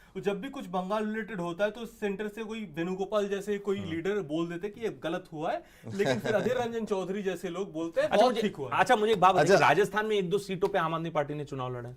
वहाँ 1-2 सीटों नहीं, कई सीटों से चुनाव लड़ा है और उनका वहाँ पे जीतना लगभग मुश्किल है. Same as UP. मतलब वहाँ पे they are not in the fight basically. बोला जा सकता है they are not in the fight. वो तीसरे नंबर पे भी शायद नहीं आएंगे. तो अगर आज बीआरएस हारती है तो प्रधानमंत्री नरेंद्र मोदी के सामने सिर्फ एक ही चेहरा है, वो है राहुल गांधी. अगर उनको चेहरा माना जाए अगर माना जाए तो. और अगर आज डिफैक्टो तो है ही. बिल्कुल उनको वो क्रेडिट देना ही पड़ेगा because he is the leader, de facto face of the largest opposition party, not the opposition, not the alliance, but जो है कितना कंट्रीब्यूशन है इन इलेक्शंस में राहुल गांधी का? देखिए कुछ चीज आपको मानना पड़ेगा कि भले ही आप उनको पार्टी प्रेसिडेंट ना रखे, भले ही आपको कुछ भी ना रखे, still he is a Gandhi. The Gandhi surname holds lot of value. Rings bell among a lot of Congress supporters. Okay. It may not to you, it may not to him, but it rings a bell to a lot of Congress supporters. I have been to Chhattisgarh in 2018. I've been to a Congress stronghold. ठीक है ना? वहां पे जाके मैंने एक बार पूछा था वो रफाल का चल रहा था. तो मैंने बोला सब रफाल पागल हो रखे थे. मैंने बोला क्यों आप लोग पागल हो रखे, समझ में आता है रफाल क्या है रफाल? बोला हमें पता नहीं, लेकिन राहुल गांधी जी बोल रहे हैं इसीलिए सही बोल रहे हैं. कुछ तो सही बोल रहा हूं. तो that is the sentiment of. और एक वो विक्टिम जैसे कहते हैं कि ना, एक वो विक्टिम वाला भी फीलिंग जो नैरेटिव भी जो कांग्रेस पैदा करने की कोशिश कर रही है, that how he has been attacked इतने सालों से. So that I think that also that sympathy card with Rahul Gandhi also. एक स्टोरी आज की जो सबसे बड़ा स्टोरी बनता है कि तेलंगाना, एमपी, राजस्थान और छत्तीसगढ़, इन चारों स्टेटों में छत्तीसगढ़ और तेलंगाना तो जीत रहे, तो चलो छोड़ो, यहाँ पे तो बनता ही है. पर्टिकुलरली एमपी और राजस्थान कांग्रेस हार रहे, यहाँ के तो कांग्रेस जीत भी रहे बहुत सारे सीटें. राहुल गांधी जिन सीटों में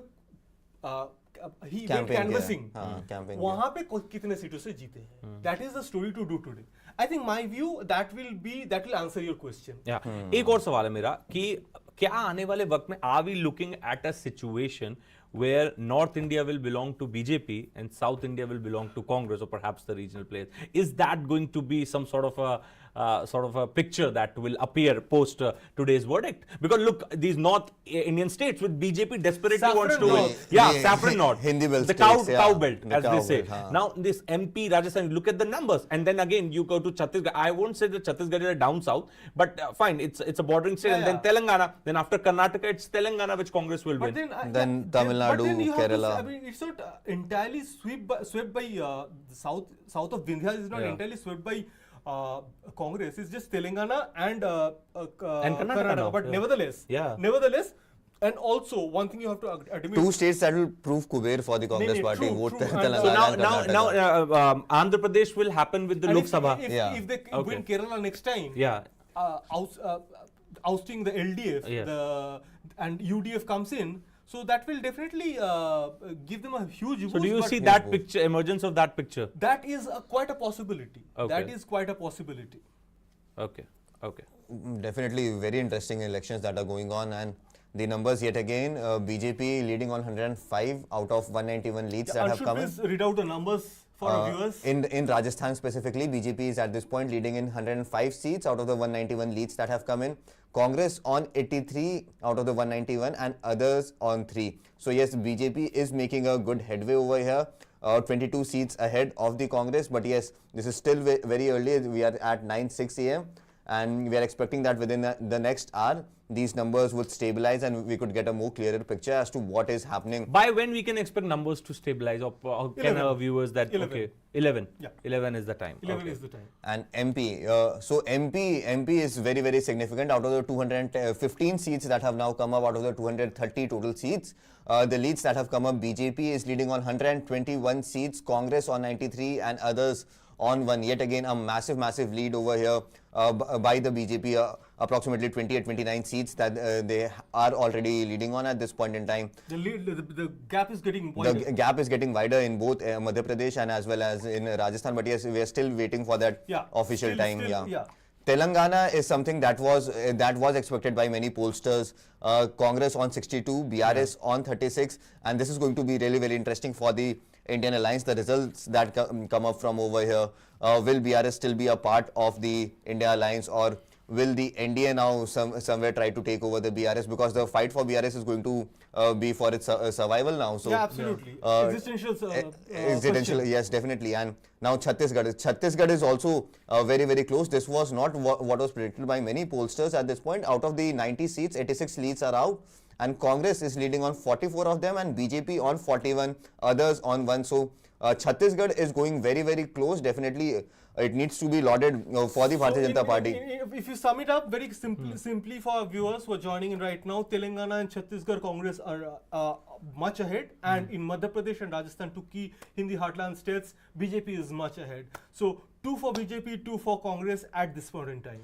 So yes, छत्तीसगढ़ में भी लास्ट में बहुत पुश दिया है बीजेपी ने.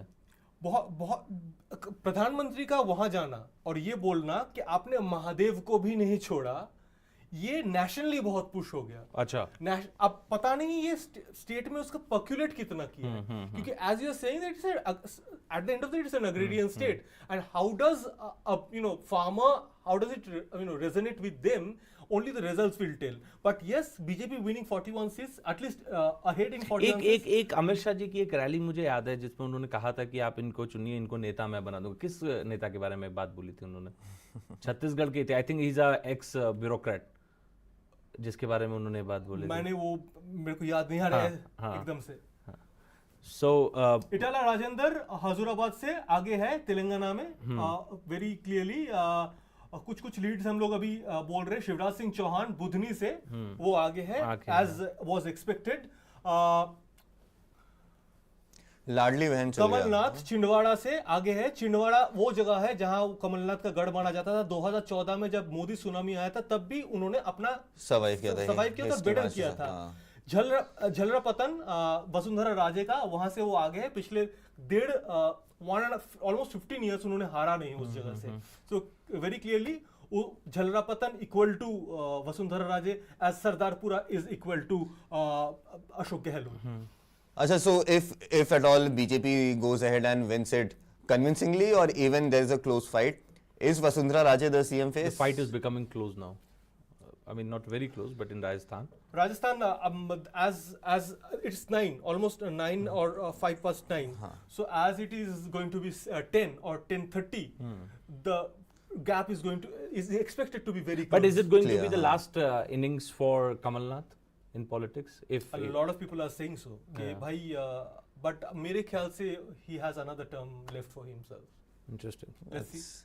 So yes, he is fit. He is fit. Getting back to Rajasthan, who will be the CM face for the Bharatiya Janata Party if at all BJP makes it? Because Vasundhara Raje has not been canvassed in that manner through these entire elections, is what I have picked up. But he's positioning herself again. I mean, yesterday she met the governor. She is definitely going to herself. temples. See, दो तीन चीज है. एक तो ये है कि she is the most formidable leader of BJP. That's true. You cannot deny the fact.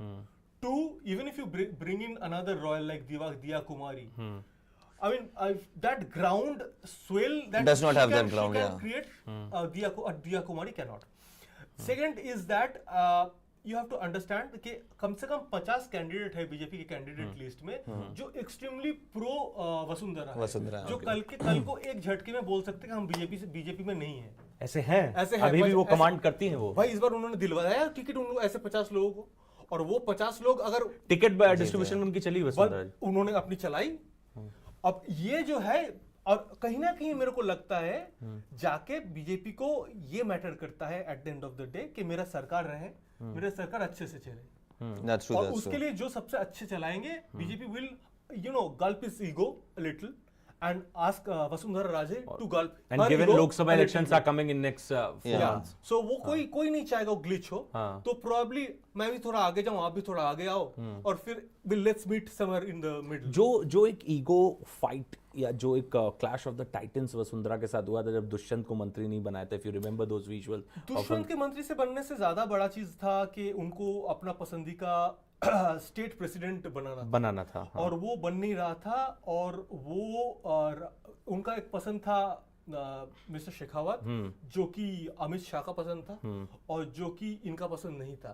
तो करीब 1 से 1.5 महीना था राजस्थान का कोई बीजेपी प्रेसिडेंट नहीं रहा, और उस टाइम में वसुंधरा राजे ने उस इंसान से टक्कर लिया जिनको माना जाता है बीजेपी का चाणक्य, अमित शाह। और किसी इंसान को अमित शाह से टक्कर लेने के लिए किस लेवल का मतलब कॉन्फिडेंस चाहिए और करेज चाहिए, आप समझ सकते हो। तो एक चीज आपसे यही मैं समझना चाहूँ, तो जो उस वक्त की तलखियां थी वो क्या आप कुछ नरम पड़ी हैं? नहीं, वक्त बीते हैं, बहुत वक्त बीते हैं। मैंने इस कैंपेन की शुरुआत में मैंने एक स्टोरी किया था, बहुत एकदम शुरुआत में, वो भरतपुर था शायद, था वो जगह का नाम, जहाँ पे उन्होंने वो स्टेज में थे या स्टेज में नहीं थे, अमित शाह ने खुद बोला कि पहले उनको बुलाइए, पहले उनको बुलाइए, उनसे कुछ स्पीच दिलवाइए वसुंधरा से। अच्छा, so definitely those things has changed, and let's give it to Amit Shah. He is called Chanakya for a reason. He knows that what card to play where, and for all of them, see, unlike most of them in Congress, at least the top echelon of BJP, for them party matters the most. Party matters the most. So even if you have ego is secondary. Yeah, ego is secondary, or your personal ambition, personal ego tussle is secondary. Everything is secondary.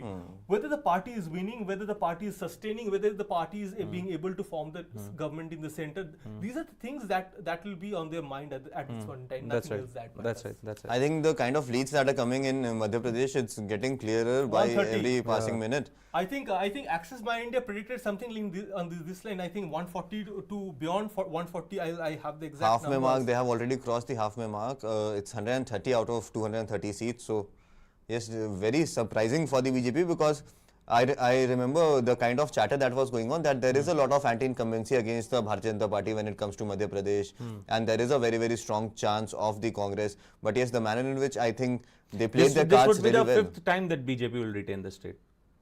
5th or the 4th time? Yeah, this is the last time around 5th time. It should last time around the Congress won, but the margin was very low, very less, and hence the BJP was able to come to power. But yes, this time the manner in which these seats are coming, definitely the cards that they had played. 3 bar non-stop जीते, चौथे बार हारे, 1.5 महीना, 1 से 1.5 साल हार के रहे, फिर पलटी मारी ज्योतिरादित्य सिंधिया ने 22 एमएलए को रिजाइन करवा दिया, सरकार इनकी बन गई। तो अगर तो आप मान के चलो 3.5 है, तो फिर 3.5 के बाद का मान लो, या उसको 4 माने तो इसको 5वां मान लो। एंड ऑल्सो ये जिस तरह से बीजेपी ने खेला ये पूरा इलेक्शन, पहली बार ऐसा हुआ कि the list was announced prior to the elections were announced much ahead, approximately a month and a half ago.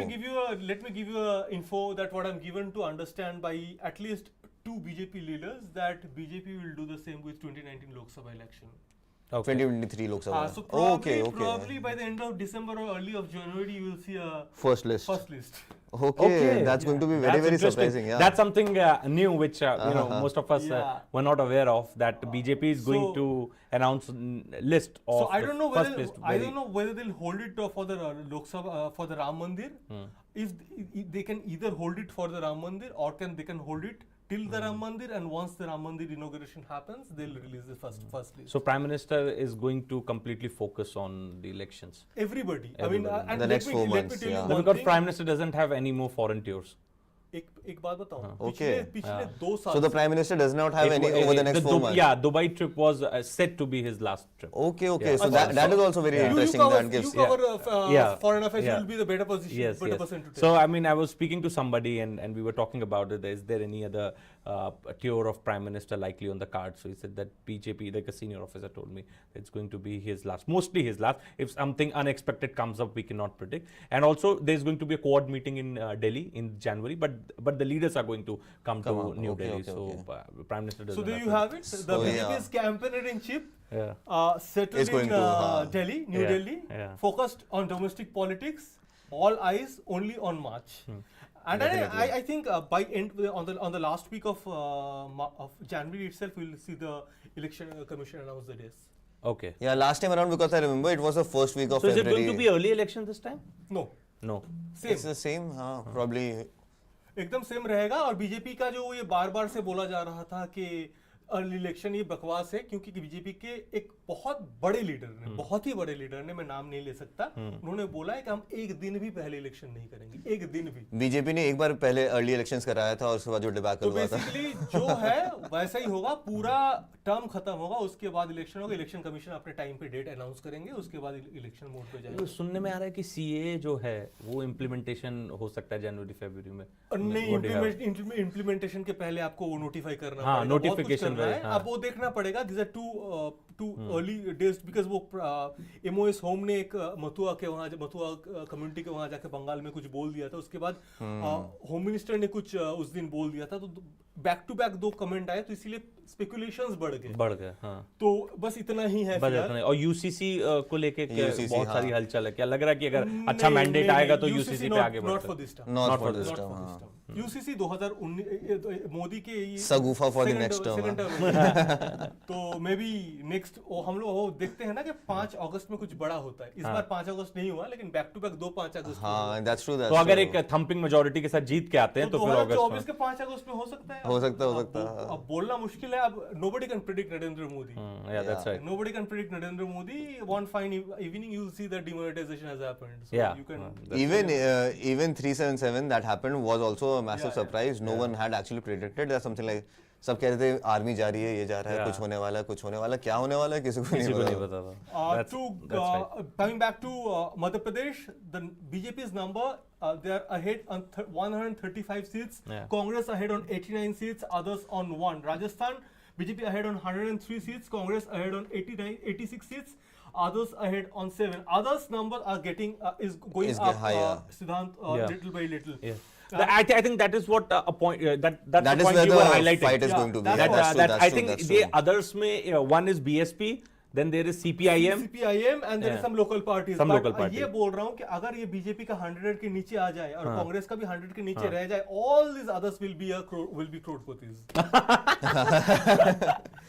I think phone number आ गए होंगे अब तक सबके। बट एक अदर्स ने ना कल एक स्टेटमेंट दिया मीडिया में, हिंदी चैनल से वो बात कर रहे थे, तो उन्होंने बोला कि हमारे नेता वसुंधरा राजे है, वो एक बार फोन करेंगे तो हम हाजिर हो जाएंगे। सो आई थिंक एक ऐसे रेबल चित्तौड़गढ़ से भी फाइट कर रहे हैं जो बीजेपी के बड़े, मैं उनके ऑफिस गया था, तो वो इंडिपेंडेंट लड़ रहे थे, उनका सिटिंग एमएलए थे लेकिन टिकट नहीं दिया गया था, तो उनके वो लगेगा नहीं कि वो इंडिपेंडेंट है। वहाँ पे फोटो नरेंद्र मोदी का था, जेपी नड्डा का था और उसका था, उनका था अमित शाह का था, और सारे और कमल था। मैंने बोला भाई साहब ये क्या है, आपने तो बीजेपी का कार्यालय बना कर रखा है। तो उन्होंने बोला मैं तो बीजेपी का बंदा हूँ, उन्होंने हमें टिकट नहीं दिया, तो इसीलिए मैं लड़ रहा हूँ अपने अस्तित्व के लिए। इससे मतलब थोड़ी है कि मैं बीजेपी का नहीं हूँ, बीजेपी को छोड़ दूंगा, बस बीजेपी से इंडिपेंडेंट लड़ रहा हूँ। ये सेंटिमेंट अगर वो this is a loyalty that BJP has within its electorates.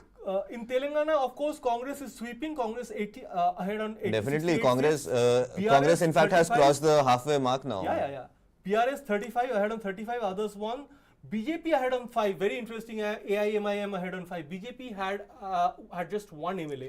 Raja Singh. Am I reading this right? In Chhattisgarh, BJP is almost at the halfway mark now. And ahead of Congress. And ahead of Congress. 45 for the BJP, 42 for the Congress. It's a tricky situation because there are only 90 seats in Chhattisgarh. So it's almost the halfway so mark. Almost BJP on all seats almost on all seats. All seats the trends are probably another another 1 hour. Probably this is this is the counting that is going to force us to probably burn the midnight oil as well, because this is so closely fought, and also Rajasthan is what I feel. Yeah, it's going to be the close contest. Yeah, even the last rounds of counting might have a massive impact. So on here the we can still wait because 230 seats. Okay, but as far as 199 seats are concerned and the 90 seats here in Chhattisgarh, I mean the fight is tough. Very tough. It's very close in both these states. I don't know, but I'll hold my breath for Chhattisgarh, but definitely Rajasthan looks interesting. Rajasthan looks interesting because if certain poll predictions are to be believed, they are being proven wrong, because BJP is surging ahead and Congress is not being able to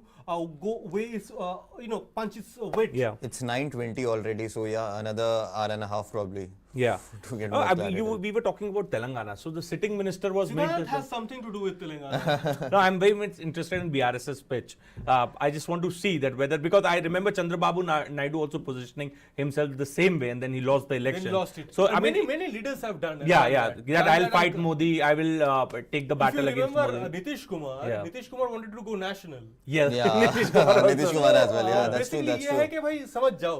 But वो लोग समझते नहीं हैं. वो समझते नहीं. तो मैं ये समझना चाह रहा हूँ आपसे भी कि एक सिटिंग मिनिस्टर को तेलंगाना का इंचार्ज बनाया और उनको बोला गया कि आप वहां पे जाके कृष्णा रेड्डी उनको जो टूरिज्म मिनिस्टर हैं, उनको बोला गया कि आप वहां पे जाके काम करो, क्योंकि आपने बीजेपी के नंबर्स बताए हमें कि बीजेपी भी 5 सीटों पे लीड कर रही है. तो क्या लग रहा है कि इस बार कुछ और हम सेंधमारी कर पाएगी बीजेपी? अगर ये if it holds true and तक, तो BJP has has actually done well, because उनका एक एमएलए था, उनका 5 एमएलए हो जाएगा. बट ये फिर भी अर्ली स्टेजेस है, वेट करना पड़ेगा. दूसरी बात है, अगर ये हुआ तो इसके क्रेडिट जी किशन रेड्डी को नहीं जाता है.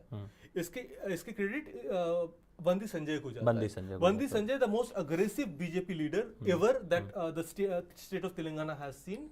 एंड जब जो बंदा बीजेपी को रिलेवेंट बनाया उस जगह पे, और हो सके कि अगर ये 5 हो जाए तो अगले 1 साल या 2 साल में आप देखोगे बंदी संजय को वापस स्टेट में भेजा जा रहा है कि आप जाओ और वापस अपना संगठन बनाओ. But interestingly, AIMIM is doing very well. It fought on what, 9 seats, and out of that it is leading on 5. AIMIM always does that. उनका वो हैदराबाद के ही कुछ सीट्स होते हैं और वहाँ पे वो बहुत ही फर्स्ट क्लास स्ट्राइक रेट्स रहता है, लेकिन वो बाहर कहीं जाते ही नहीं है. Even 9 में से 5 तो it's मतलब their strike rate is actually very good. के अंदर ही रहता है. और वो कांग्रेस से भी हाथ मिलाएंगे. हम मिला लेंगे, कोई बड़ी बात नहीं. अगर अकबरुद्दीन ओवैसी का बाइट देखा जाए, उन्होंने जो स्टेटमेंट दिया, लेकिन कांग्रेस तो बी टीम, राहुल गांधी तो बी टीम बोल के आ गए उनको. भाई हर कोई बी टीम बोलता है, दोस्त बन जाता है. दोस्ती पॉलिटिक्स है में nothing is permanent. Siddhant, you can abuse me now and the next moment we can be the best of buddies. The best example Delhi का, how Arvind Kejriwal came to the कि कांग्रेस चोर है आते ही कि ये तो हमसे दोस्ती नहीं कर रहे गंदे लोग. That's right. No, but why I have asked you so that question, because AIMIM has to play lot of role in national politics also, in terms of कि वो किसी राज्य में जाते हैं, वहाँ पे मुस्लिम वोट करता है, और उसके बाद तो creating controversies से तो वो एलिगेशन कांग्रेस का रहा है, हमेशा रहा है. लेकिन अगर AIMIM का सपोर्ट लेना पड़ा, लेकिन जो कि मेरे को लग रहा है कांग्रेस को लेना नहीं पड़ेगा. अगर लेना नहीं पड़ा फिर तो कोई बात ही नहीं. अगर लेना पड़ा तब फिर वो एलिगेशंस अब बोल नहीं पाओगे. फिर अगर कोई होगा कि भाई कोई कहीं और स्टेट में चले गए और कोई वोट कट गया, तो फिर मुस्लिम वोट कट गया बीजेपी कांग्रेस के लिए, फिर कांग्रेस को चुप रहना पड़ेगा. अभी 227 पे हो चुका है, मतलब सीट्स के आंकड़े आ चुके हैं, और बीजेपी 138 में आगे है, कांग्रेस 88 में आगे है, और अदर्स 1 में आ गए. एमपी के रुझान एमपी में, और राजस्थान में 198 सीट्स के रुझान आ चुके हैं, जिसमें तो बीजेपी 103 पे आगे है, कांग्रेस 84 पे आगे, और अदर्स 11 पे आगे है.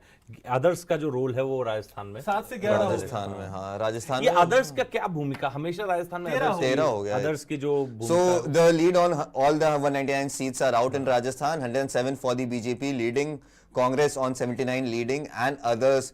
This is going to be the most crucial number that we are looking for tonight. That is others in Rajasthan. They are leading on 13 seats. What are these parties?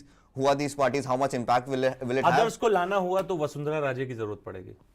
Others को लाना हुआ तो दोनों party BJP में अगर लाना हुआ तो जाहिर तौर पे, क्योंकि वो बीजेपी का सबसे बड़ा लीडर है वहां पे, और कुछ हद तक गजेंद्र सिंह शेखावत का भी यूज करना पड़ेगा। गजेंद्र सिंह शेखावत का भी भूमिका है वहाँ, लेकिन अगर सीपीएम का लीडर है तो सीपीएम का लीडर तोड़ेगा नहीं, टूटेगा नहीं। सीपीएम नहीं टूटेगा। सीपीएम का लीडर वो आपको डीवाईएफआई एसएफआई करते हुए बड़ा हुआ है। So let's break this as well. Ideologically बड़े ingrained होते हैं। In Chhattisgarh, BJP is now leading on 47 seats. They have crossed the halfway mark. That is of 46 in Chhattisgarh. That has been crossed, and this is absolutely stunning. No one was expecting this. None of the polls had predicted this.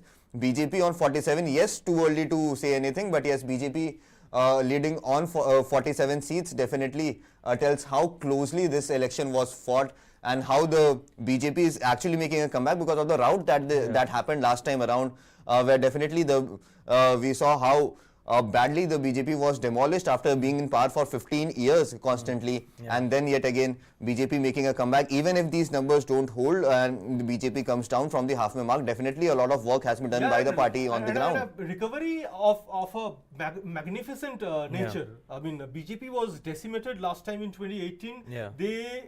I mean, I know because the BJP office almost in Raipur almost bore a site of being a Shamshan Ghat last time. And इस बार तो पूरा ढोल नगाड़ा एकदम लड्डू शड्डू बांटेंगे। मुझे लगता है बीजेपी भी प्रिपेयर्ड होगा इन नंबर्स के लिए। अभी ऑर्डर हो रहे होंगे भाई 300 किलो लड्डू। नहीं मतलब सीरियसली बट बीजेपी छत्तीसगढ़ पे रमन सिंह ही लीड कर रहा है ग्राउंड पे। रमन सिंह आइडियली उनको करना चाहिए, लेकिन प्रॉब्लम ये है कि Raman Singh is no longer a leader as acceptable leader or accepted leader on ground. He is a Delhi based leader right now. He shifted his base to Delhi. Ab whether he is parachuted back to Raipur remains to be seen. And now since we are talking about the numbers, as Anshul pointed out that BJP is leading in 47 in contrast to Congress leading in 41 in Chhattisgarh. But if that comes, because that will be BJP's problem with Chhattisgarh will be the chief ministerial question if they win. And that's a very big if. Bhupesh Baghel, I mean, talking about Bhupesh Baghel, he was enjoying sort of a support like in media reports and otherwise, but there was a lot of corruption allegations also against him, and also the promises which were made last time around weren't fulfilled. That could also be a factor that we are looking at these trends right now. See, Congress, BJP gaining and Congress coming down is one, anti-incumbency, and two, paddy procurement issues. These are the two. But BJP surging ahead of Congress is definitely Mahadevap. Okay. Definitely Mahadevap, because you have to understand the timing